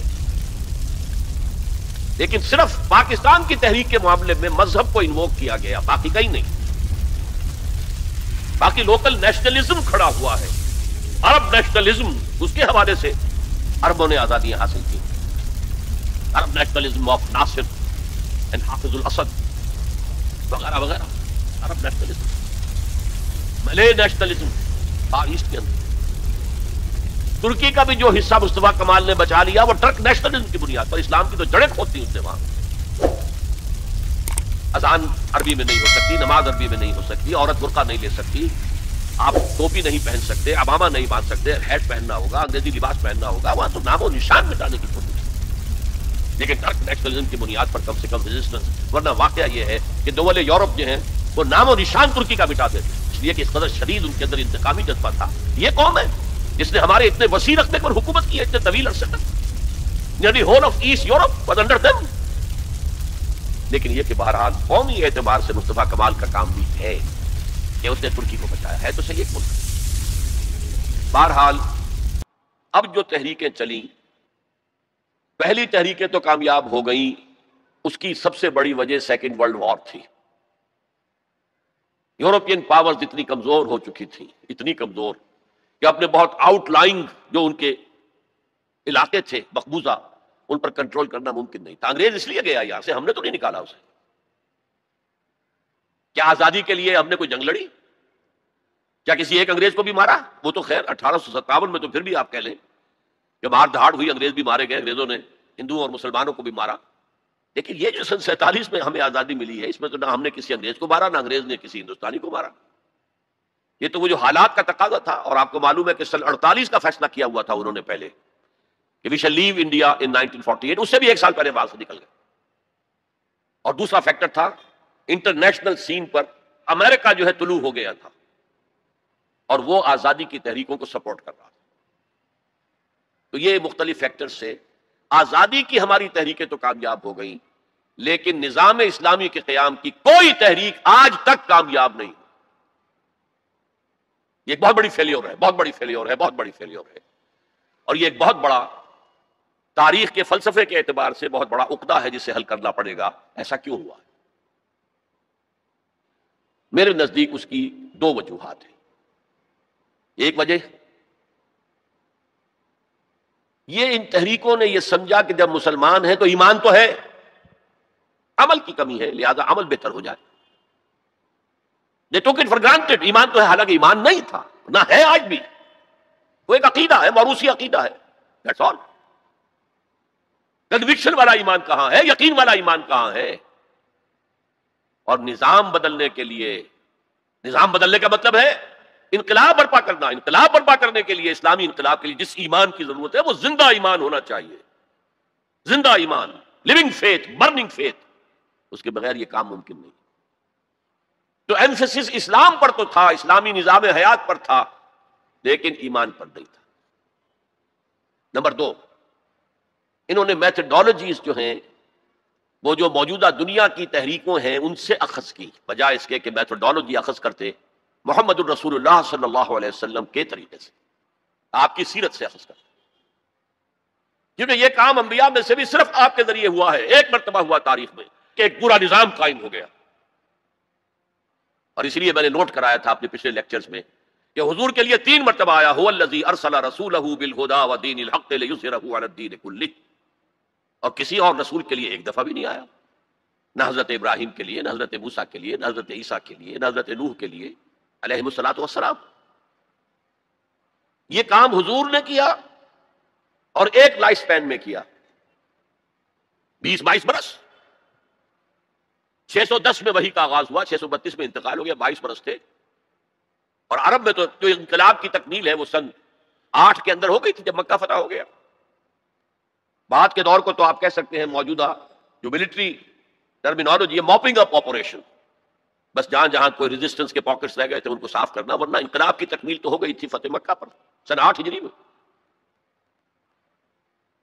لہذا ہمیں سیرت محمدی صلی اللہ علیہ وسلم کو سورس ماننا چاہیے اس میتھڈالوجی کا۔ یہ 2 غلطیاں ہوئی ہیں بالعموم ان تحریکوں سے، لیکن بہرحال سبق سیکھ کر آگے چلنا ہے، کوششیں کرنی ہیں۔ مجھے فیض کی ایک نظم بہت اچھی لگتی ہے، بہت اچھی لگتی ہے۔ میں نے بھی اپنی زندگی کے 10 سال جماعت اسلامی میں بسر کیے ہیں، پھر میں وہاں سے مایوس ہو کر نکلا ہوں۔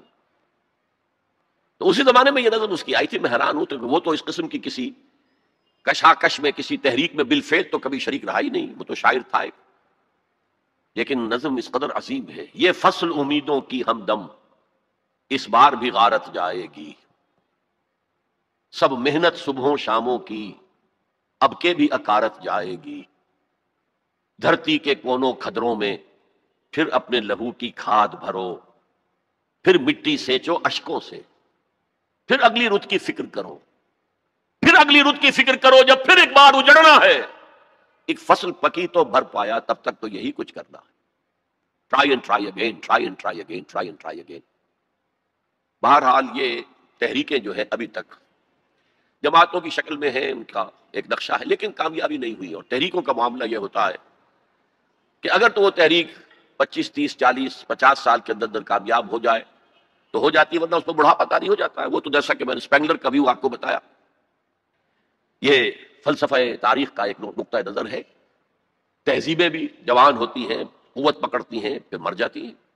ٹوائنبی نے 20 تہذیبیں شمار کی ہیں کہ پوری تاریخ انسانی کے دوران 20 سویلائزیشن ابھری ہیں، ان میں سے وہ کہتا ہے 12 ختم ہو چکی ہیں، 8 ہیں اس وقت۔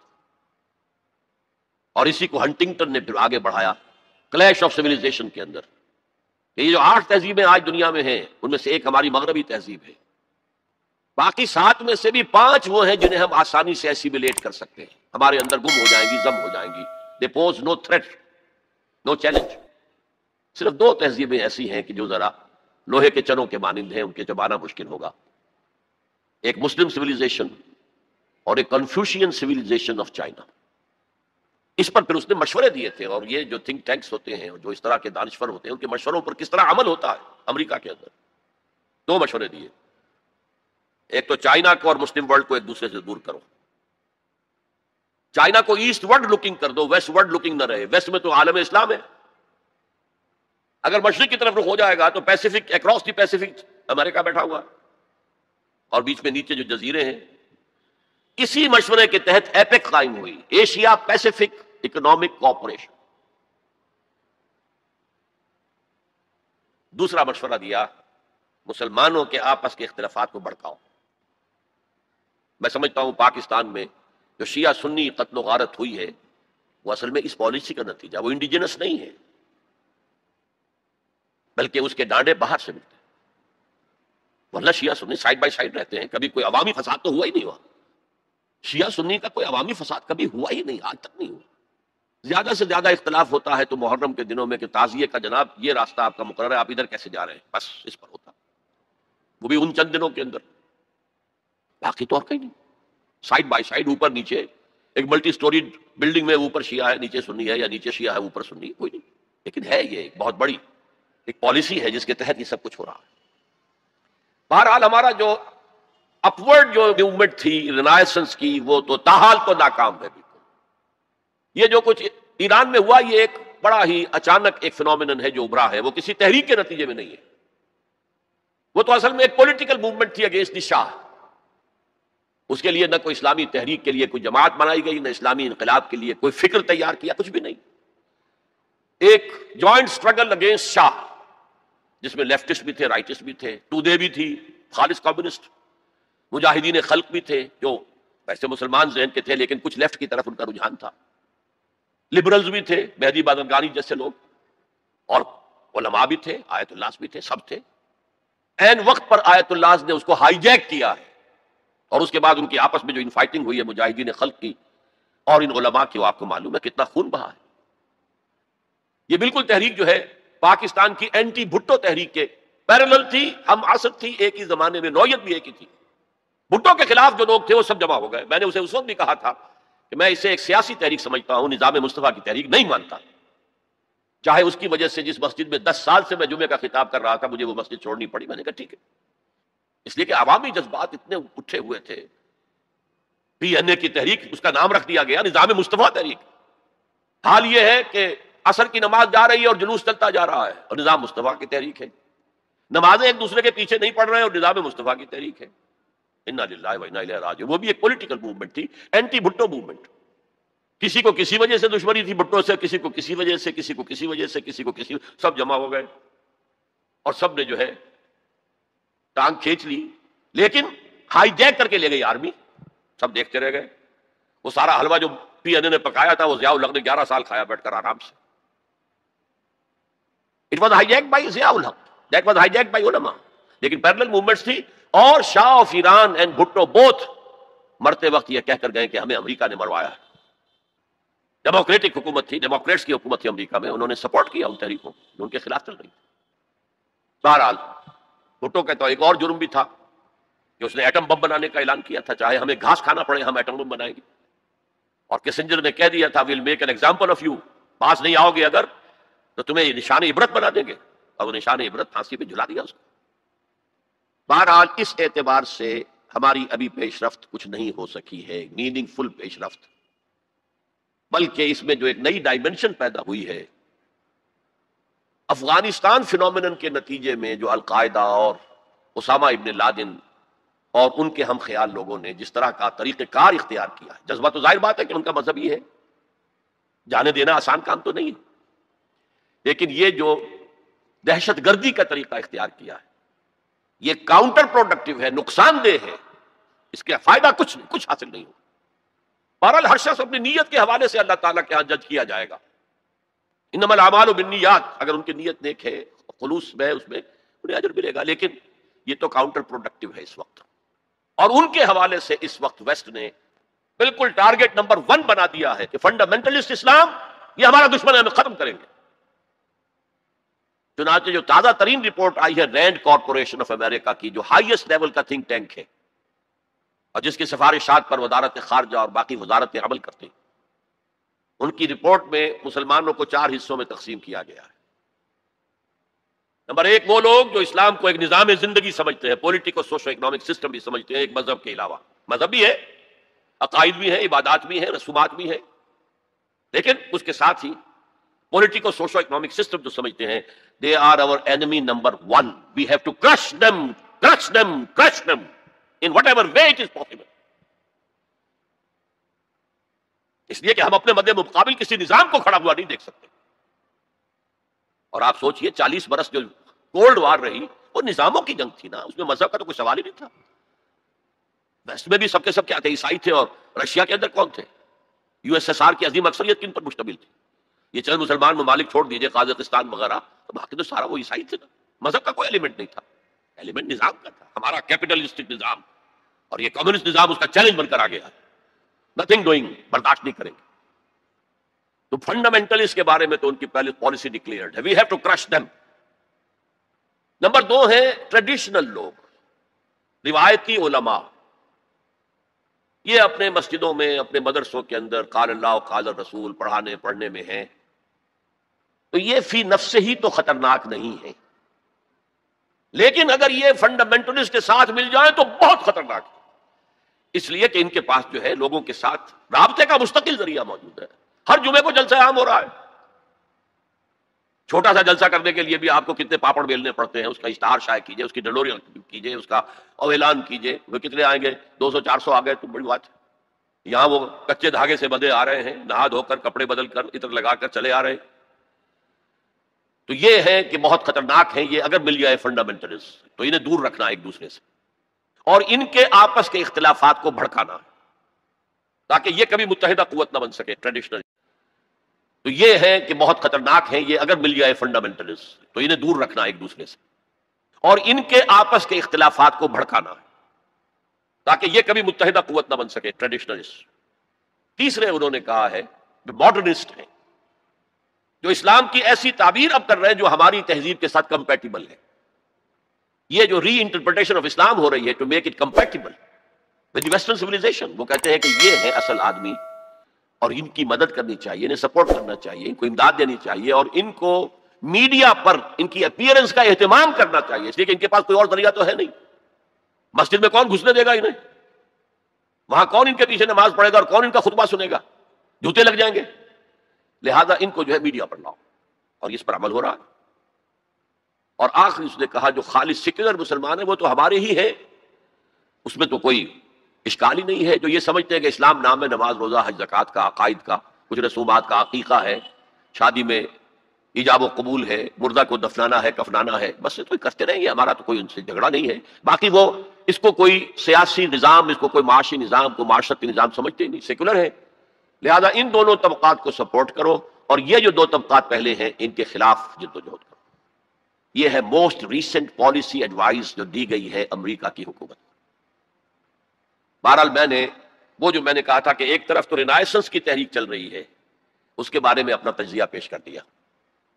دوسری طرف ہمارے زوال کا عمل اور گہرا اور گہرا اور گہرا ہوتا چلا گیا. اس زوال کے بڑے بڑے لینڈ مارک کیا ہیں؟ 1967 وار میں عربوں کو ایسی ہزیمت ناک شکست ملی ہے، ایسی ہزیمت ناک شکست کہ شرم سے سر جھکائیں قیامت تک، تب بھی وہ داغ نہیں دھویا جا سکتا. ہاں مصریوں نے دھو دیا تھا 1973 کی جنگ میں، لیکن اردن، شام اور اسرائیل نے جھپٹا مارا. ادھر سے لیا سینائی پیننسلا، ادھر سے لے لیے گولان ہائٹس، ادھر سے پورا ویسٹ بینک جو اب تک جارڈن کے پاس تھا، اور ایسٹ یروشلم بھی گیا، اب ان کے قبضے میں ہے فرام 1967. یہ عالم عرب کے اعتبار سے یہ ہمارے زوال کا ایک بہت بڑا لینڈ مارک ہے. اسلام کے نام پر بننے والے ملک کا جو حشر ہوا 1971 میں، 2 لخت ہو گیا، 2 ٹکڑے ہو گیا، اور سخت ہزیمت ناک، عبرت ناک ہزیمت جو ہے مسلمانوں کو پاکستان کو اٹھانی پڑی. یہ ایک اور دوسرا لینڈ مارک ہے. پھر جو قتل عام ہو رہے ہیں بوسنیا میں، چچنیا میں، پیلسٹائن میں، یہ سب کے سب جو ہیں یہ اسی کی شکلیں ہیں. تو down fall is also increasing, going deeper and deeper and deeper. لیکن دوسری طرف رینائسنس کی تحریکیں بھی ہیں، اگرچہ مس لیڈ ہیں. میں ان حضرات کو جو میں نے کہا کہ ان کی نیت کے اعتبار سے اللہ کے یہاں ان کے ساتھ معاملہ ہوگا، لیکن میں ان کا جو بھی طریقہ کار ہے اسے سمجھتا ہوں کہ وہ مفید سے زیادہ مضر ہے، کاؤنٹر پروڈکٹیو ہے، اسلام کا نقصان پہنچ رہا ہے اس. اور میں انہیں کہتا ہوں مس گائیڈڈ میزائلز. ایک میزائلز ہوتے ہیں گائیڈڈ میزائلز، یہ مس گائیڈڈ میزائلز ہیں. یہ ہے آج کی داستان جو میں نے آپ کے سامنے رکھی. اس آج میں یہ آپ مزید شامل کر لیجئے، کیونکہ آج میں نے شروع کیا تھا جنگ عظیم اول کے کچھ 10 سال بعد سے. 1924 میں خلافت جو ایک نومینل ادارہ تھا، برائے نام ایک کہیے کہ ٹوکن ایک مسلمانوں کی اجتماعیت کا، ختم ہوئی. اس کے بعد سے پھر ایک رینائسنس کا پروسیس شروع ہوا. آزادی کی تحریکیں، نظام اسلام کے قیام کی تحریکیں، آزادی کی تحریکیں کامیاب ہوئی. وہ زمانے کی جو روح عصر تھی، اسپرٹ آف دی ٹائم کے مطابق تھی، کامیاب ہو گئی. لیکن یہ کہ یہ تحریکیں دوسری جو ہے ناکام ہو گئی، اور اب جو ایلیمنٹ آ گیا ہے وہ کاؤنٹر پروڈکٹیو ہے.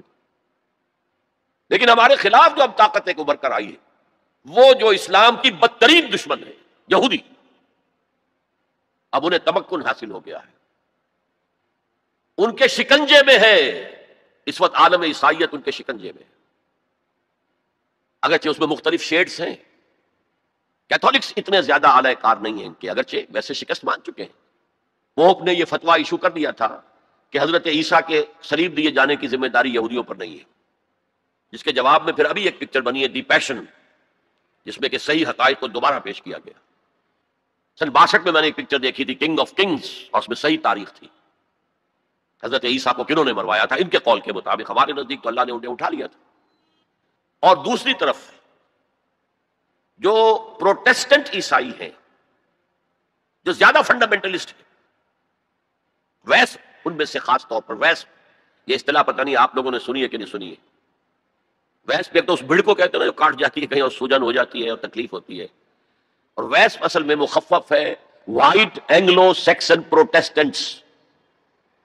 ان کے 2 گڑھ ہیں بڑے بڑے، ایک برطانیہ اور ایک امریکہ، USA. ویسٹ یہ پوری طرح یہودیوں کے شکنجے میں ہے. یہ بات پچھلی صدی میں، آج سے تقریباً 100 برس قبل علامہ اقبال جب یورپ گئے تھے 1905 میں اور 1908 تک رہے تھے وہاں، تو ہی could see through the society، European society.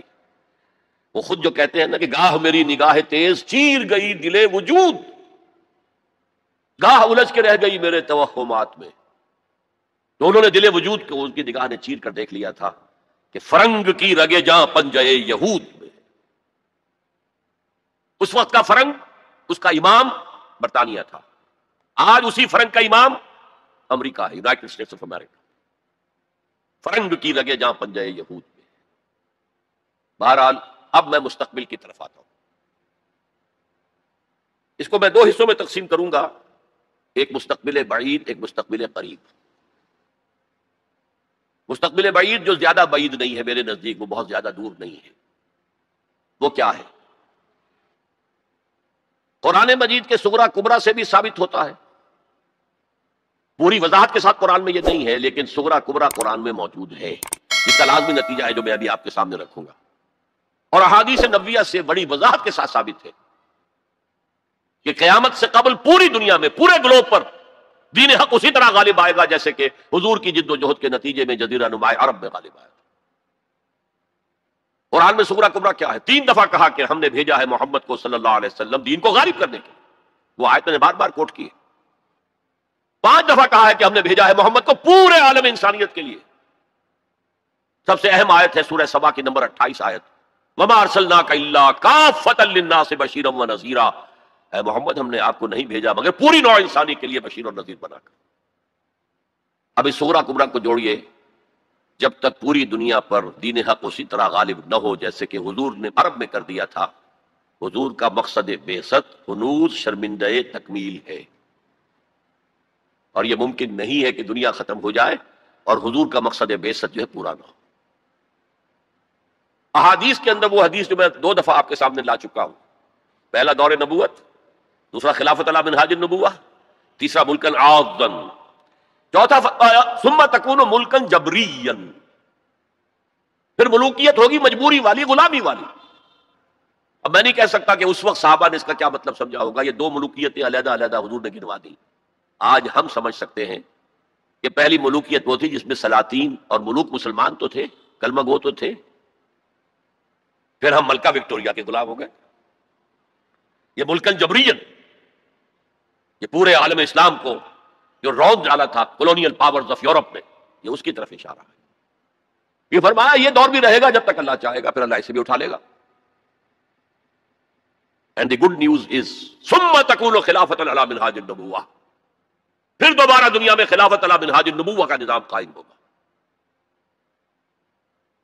یہ ہے وہ دور جو آنے والا ہے، مستقبل میں آئے گا، لازماً آئے گا.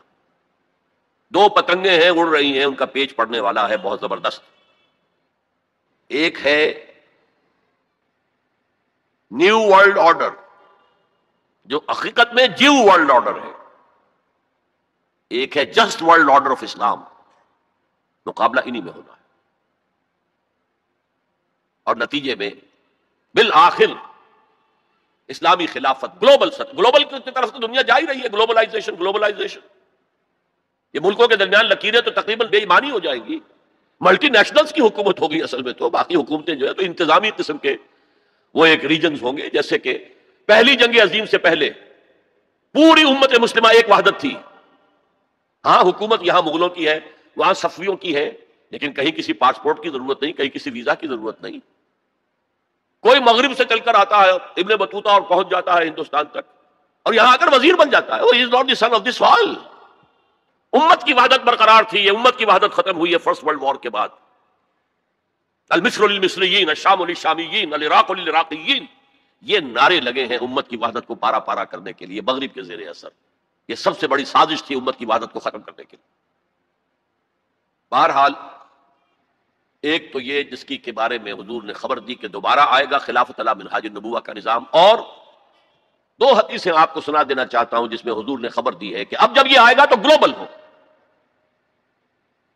ایک حدیث ہے حضور صلی اللہ علیہ وسلم کے ایک غلام جنہیں آپ نے آزاد کر دیا تھا، حضرت ثوبان رضی اللہ تعالیٰ، ان کی روایت عن ثوبان رضی اللہ تعالیٰ عنہ قال قال رسول اللہ صلی اللہ علیہ وسلم ان اللہ زوالی الارض، اللہ نے میرے لیے پوری زمین کو لپیٹ دیا یا سکیڑ دیا، پوری زمین.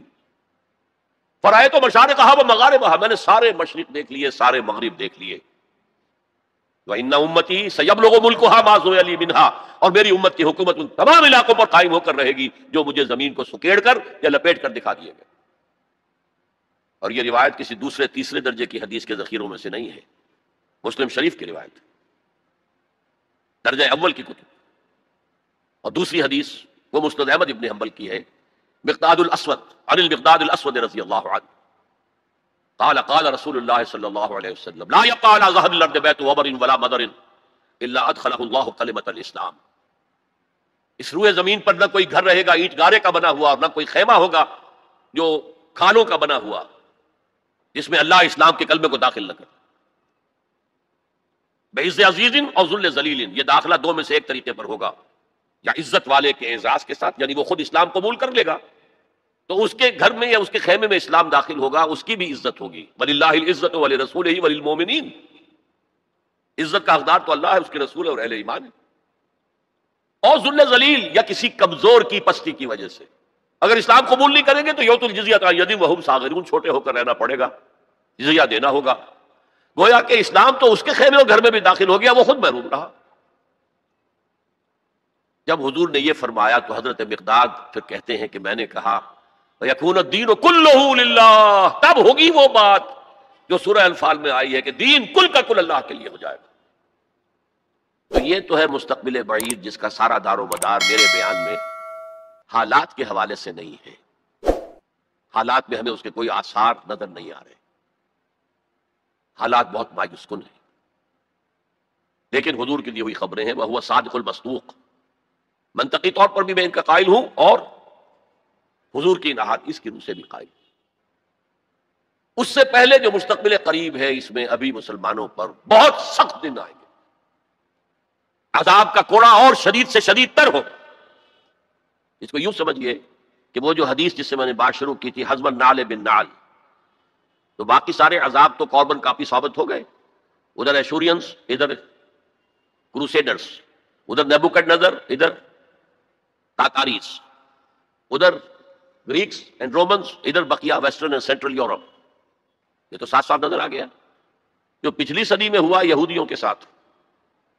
6 millions of them decimated، ختم کیے گئے ہٹلر کے ہاتھوں. اس کی کاربن کاپی بھی تو آنے والی ہے، اور یہ آئے گی اربوں پر. آج اللہ کے دین کے سب سے بڑے مجرم عرب. کیوں؟ عام قاعدہ ہے جن کے رتبے ہیں سوا، ان کی سوا مشکل ہے. حضور کی ازواج سے کہا گیا کہ نہیں، اگر تم کوئی غلط حرکت کرو گی دوہری سزا ملے گی تمہیں. تمہارا رتبہ بہت اونچا ہے، تم نبی کے گھر میں آباد ہو. عربوں کو اللہ نے فضیلت دی کہ محمد ان میں سے تھے، رسول عربی ہیں صلی اللہ علیہ وسلم. یہ رتبہ بلند ملا جس کو مل گیا، ہر مدعی کے واسطے دارالرسم کہا. پھر سب سے بڑی فضیلت کیا ہے؟ ان کی اپنی مادری زبان میں قرآن موجود ہے، اللہ کا کلام. ان کو قرآن کے سمجھنے میں کوئی دقت تو نہیں ہے. یہاں میں تو آپ سے کہتا رہا ہوں عربی سیکھیں، عربی سیکھیں، عربی سیکھیں، تاکہ قرآن کو اس کی اپنی اصل زبان میں اپنی آنکھوں سے پڑھ سکے. وہاں تو ان کو تو ضرورت نہیں.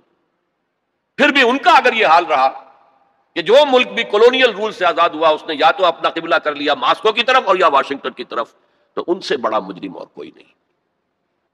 ایک حدیث میں آیا ہے ویل للعرب من شر اقترب، بہت ہلاکت اور بربادی ہوگی. ایک مرتبہ ام سلمہ رضی اللہ تعالی عنہا نے، ام المومنین، پوچھا کہ یہ جو آپ فرما رہے ہیں کہ اتنی بڑی تباہی آئے گی، اتنے بڑے مسلمانوں کے اوپر برے حالات آئیں گے، تو عرب اس وقت کہاں ہوں گے؟ فرمایا العرب یومئذ قلیل، بہت کم رہ جائے، بہت بڑی تباہی آنے والی. اور اس کا نقطۂ آغاز کیا ہوگا؟ ویسے تو ہے جو کچھ ہو رہا ہے فلسطین میں، اسے وہ 30 کروڑ عرب بھی دیکھ رہے ہیں اور باقی 100 کروڑ مسلمان باقی بھی دیکھ رہے ہیں. ٹک ٹک دیدم دم نکشیدم، وہ آئی سی جو ہے وہ بھی زیادہ آئی سی بن کر رہ گئی اور کچھ نہیں. کوئی کسی طرف سے احتجاج تک نہیں ہے. امریکہ شیرون کو مین آف دی پیس کا خطاب دے رہا ہے، صابرہ اور شتیلہ کا قاتل، درندہ، اور جو کچھ کر رہا ہے فلسطینیوں پر وہ آج ہم اپنی آنکھوں سے دیکھ رہے ہیں ٹیلی ویژن کے اوپر، کس طرح بلڈوزر آتے ہیں ان کے گھروں پر گھر گراتے چلے جاتے ہیں، کس طریقے سے F-16 اوپر دندن آ رہے ہیں، ہیلی کاپٹر دندن آ رہے ہیں، اور ان کے پاس کیا ہے سوائے اپنی جان پیش کرنے کے؟ سوسائڈ جو ہے اٹیک، اس کے سوا کیا ہے؟ یا پہلے وہ صرف پتھر مارتے تھے، اینٹیں روڑے، اللہ اللہ خاصا. تو یہ ضربت علیہم الذلۃ والمسکنۃ وباؤوا بغضب من اللہ، یہ تو پہلے ہی ہو چکا ہے. لیکن جن دو چیزوں پر یہودیوں کا اور west white Anglo Saxon Protestants کا اتفاق ہے، وہ ایجنڈا، 4 نکاتی ایجنڈے پر یہ متفق ہیں. نمبر 1، جلد از جلد وہ جنگ ہونی چاہیے جس کی خبر بائبل میں دی گئی ہے، ارمگیڈون. بائبل کی آخری کتاب ہے ریویلیشنز، مکاشفات یوحنا. یہ یوحنا جان جو ہے یہ حضرت یحییٰ نہیں، حضرت مسیح کے حواریوں میں سے ایک جان، ان کے مکاشفات ہیں. اور اس میں یہ ہے کہ ایک بہت بڑی جنگ ہوگی تاریخ انسانی کی، ارمگیڈون. اور اگر آپ دیکھیں گے ڈکشنری میں تو لکھا ملے گا very big war which will be fought between the forces of good and evil before the end of this world. ارمگیڈون جلد از جلد ہونی چاہیے. نمبر 1، عراق پر حملہ اس کا نقطۂ آغاز ہے.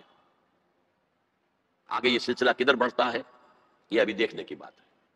نمبر 2، گریٹر اسرائیل قائم ہونا چاہیے تاکہ پوری دنیا کی یہودی آ کر سما جائے. ابھی تو اس چھوٹے سے اسرائیل میں تو ساری دنیا کی یہودی تو نہیں آ سکتی. اور یہ کہ فلسطینیوں سے اس ارض فلسطین کو پاک کیا جائے تاکہ نہ رہے بانس نہ بجے بانسری، یہ خودکش حملے بھی ختم ہو جائے. یا انہیں سمندر میں پھینکو یا انہیں جارڈن کی طرف دھکیل دو، چلے جاؤ. نمبر 3، مسجد اقصی اور ڈوم آف دی راک، قبۃ الصخرہ کو گرایا جائے.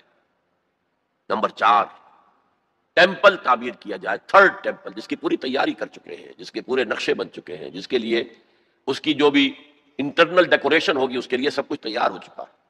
اور یہ انتفاضہ جو ریسنٹ شروع ہوا ہے یہ شیرون کے دورے کی وجہ سے کہ وہ مسجد اقصی میں داخل ہوا اور وہ دیکھ رہا تھا جگہ کہاں سے ہمیں فاؤنڈیشن بنانی ہے اور کیا کرنا ہے. 4 باتیں گنوائی میں نے. 5ویں بات ایک اور بھی ہے کہ جب 3rd ٹیمپل تعمیر ہو جائے تو تھرون آف ڈیوڈ لا کر وہاں پر رکھ دیا جائے. یہ مجھے پتا نہیں تھا، یہ تھرون آف ڈیوڈ ابھی حضرت داؤد کا تخت جو ہے کہیں محفوظ ہے. یہ پروٹیسٹنٹس کا ایک رسالہ نکلتا ہے دی ٹرمپٹ، فلاڈلفیا سے، امریکہ کے شہر فلاڈلفیا سے، دی فلاڈلفیا ٹرمپٹ. اس میں پتا چلا یہ ایک پتھر تھا جس پر بٹھا کر حضرت داؤد کی تاج پوشی کی گئی تھی. اسی پر حضرت سلیمان کی تاج پوشی ہوئی، اسی پر بعد میں ان کے اور جو بھی تھے حکمران ان کی تاج پوشی ہوتی رہی. وہ پتھر ٹائٹس نے جب گرایا ہے یروشلم کے اس 2nd ٹیمپل کو تو وہ اپنے ساتھ لے گیا. وہ روم پہنچ گیا، روم سے آئرلینڈ پہنچ گیا، کیتھولک ملک ہے بہت بڑا. وہاں سے اسکاٹ لینڈ آیا، وہاں سے انگلینڈ میں آ گیا اور اسے رکھ دیا گیا جو ان کی پارلیمنٹ کے ساتھ جو گرجا ہے. اور 14ویں صدی عیسوی میں اس کو ایک کرسی میں بلڈ کر دیا گیا سیٹ کی حیثیت سے. اب وہ تھرون ہے، اسی کرسی پر بٹھا کر انگریز جو بھی بادشاہ ہوئے اور جو ملکائیں ہوئی ان کی کورونیشن ہوئی ہے، وہ وہاں سے لا کر اب یہاں رکھا جائے گا. البتہ اس کے بعد ان کے ایجنڈے مختلف ہو جاتے ہیں. یہودی سمجھتے ہیں ہمارا مسیح آئے گا، وہ اس تخت پر بیٹھ کر دنیا پر حکومت کرے گا. اس کے لیے بھی سمجھ لیجئے ان کے مسیحا سے مراد کیا ہے. ان کے ہاں چلی آ رہی تھی پیشن گوئیاں کہ ایک مسیحا آئے گا جو تمہارے دل اندر دور کرے گا، تمہیں عظمت تک پہنچائے گا. وہ حضرت مسیح آ گئے، انہوں نے مانا ہی نہیں. تو وہ پیشن گوئی جو ہے ابھی موجود ہے. The position is vacant. ابھی تک وہ مسیحا نہیں آیا. They are waiting for their مسیحا، اس لیے کہ مسیح کو تو مانا نہیں. اور عیسائیوں کا خیال ہے حضرت مسیح کا جو 2nd نزول ہوگا، 2nd کمنگ، تو وہ اس تخت پر بیٹھ کر حکومت کریں گے پوری دنیا پر. یہ ایجنڈا ہے. کوئی سبب معلوم ہو سکا ہے آج تک کہ عراق پر کیوں حملہ کیا گیا؟ اور کمال ہے کہ اس قوم نے پھر اسی شخص کو منتخب کر لی. 9/11 کس نے کیا اس کی کوئی کبھی تحقیق ہوئی ہی نہیں، روک دیا گیا. جب شروع میں تحقیق شروع ہوئی تھی تو پہلے تو بیان آیا تھا بش کا کہ یہ لیک کیوں ہو رہی ہیں چیزیں اس سے، اور پھر سسٹم روک دیا گیا. یہ سارا جو معاملہ ہے history is going towards that direction. لیکن بہرحال اس میں جو مسجد اقصیٰ کی شہادت کے بعد اور قبۃ الصخرہ کے گرانے کے بعد جو خون کھولے گا عرب نوجوانوں کا، اس کا آپ اندازہ نہیں کر سکتے. عرب کے اندر جوش تو اب بھی ہے، نوجوانوں میں بہت ہے. وہ ایک ایسی بات ہوگی کہ جس پر خون جوش کھائے گا، اور اس سے پہلے تو یہ حکمران کہ جو ویسٹ کے گماشتے ہیں یہ انہیں قتل کریں گے، بھونیں گے. اور پھر یہ کہ کرسچنز اور جیوز، اور انہیں جیوز میں سے اینٹی کرائسٹ بھی کھڑا ہو جائے گا، دجال. یہ مقابلے ہونے ہیں، لیکن میں اب تفصیل میں نہیں جانا چاہتا. لیکن ان کے ذریعے سے عالم عرب پر تو بہت بڑا، بہت سخت عذاب آئے گا. باقی عالم اسلام دوسرے درجے میں ہے، مجرم. ہم سمجھتے ہیں کہ نمبر 2 پر ہم مسلمانان پاکستان ہیں، جنہوں نے اس ہندوستان کی تقسیم اسلام کے نام پر کروائی، اور 57 برس گزر گئے ہیں کہ اس اسلام کا کوئی نام و نشان وہاں نہیں. وہی اسلام ہے جو ہر جگہ ہے، یہاں بھی ہے. مسجدوں میں آپ بھی جا رہے ہیں، ہم بھی جا رہے ہیں. لیکن وہ اسلامی نظام جو کہا گیا تھا کہ اسلام کے اصول حریت و اخوت و مساوات کا ایک نمونہ دنیا کو دکھانا چاہتے ہیں، وہ کہاں ہے؟ لیکن یہ کہ جہاں تک عرب پر اس عذاب خداوندی کا تعلق ہے، اس کا تو مجھے یقین ہے ہوگا، اور ہولوکاسٹ سے کم 10 گنا ہوگا. خاکم بدہن، جیسے نیبوکڈنیزر کے ہاتھوں جتنے مرے تھے، اس سے 100 گنا جو ہے وہ تاتاریوں کے ہاتھوں مرے. لیکن یہ کہ باقی امت جو ہے، شاید اللہ تعالی ہمیں ہدایت دے دے، شاید اللہ تعالی قوم یونس کی طرح ہمیں توبہ، اجتماعی توبہ کی توفیق دے دے. اللہ کی رحمت سے ہم اس اعتبار سے مایوس نہیں ہیں. اپنی جو بھی ہماری بساط ہے کوشش کر رہے ہیں کہ وہاں پر اسلامی نظام آ سکے جس کے لیے وہ ملک بنایا گیا تھا. بہرحال یہ ہے میرا تجزیہ مستقبل کے بارے میں. میں اب اسی پر اتفاق کر رہا ہوں، معمول سے بھی زیادہ ٹائم آج ہو گیا ہے. اللہ تعالیٰ مجھے بھی اور آپ کو بھی توفیق دے کہ ہم کمر ہمت کسیں اور اس دلدل سے نکلنے کی کوشش کریں اور اپنی زندگیاں وقف کریں اس کام کے لیے. السلام علیکم سامعین، ڈاکٹر اسرار احمد صاحب کے مزید بیانات سننے کے لیے ہمارے چینل صدائے ایمان کو سبسکرائب کیجیے.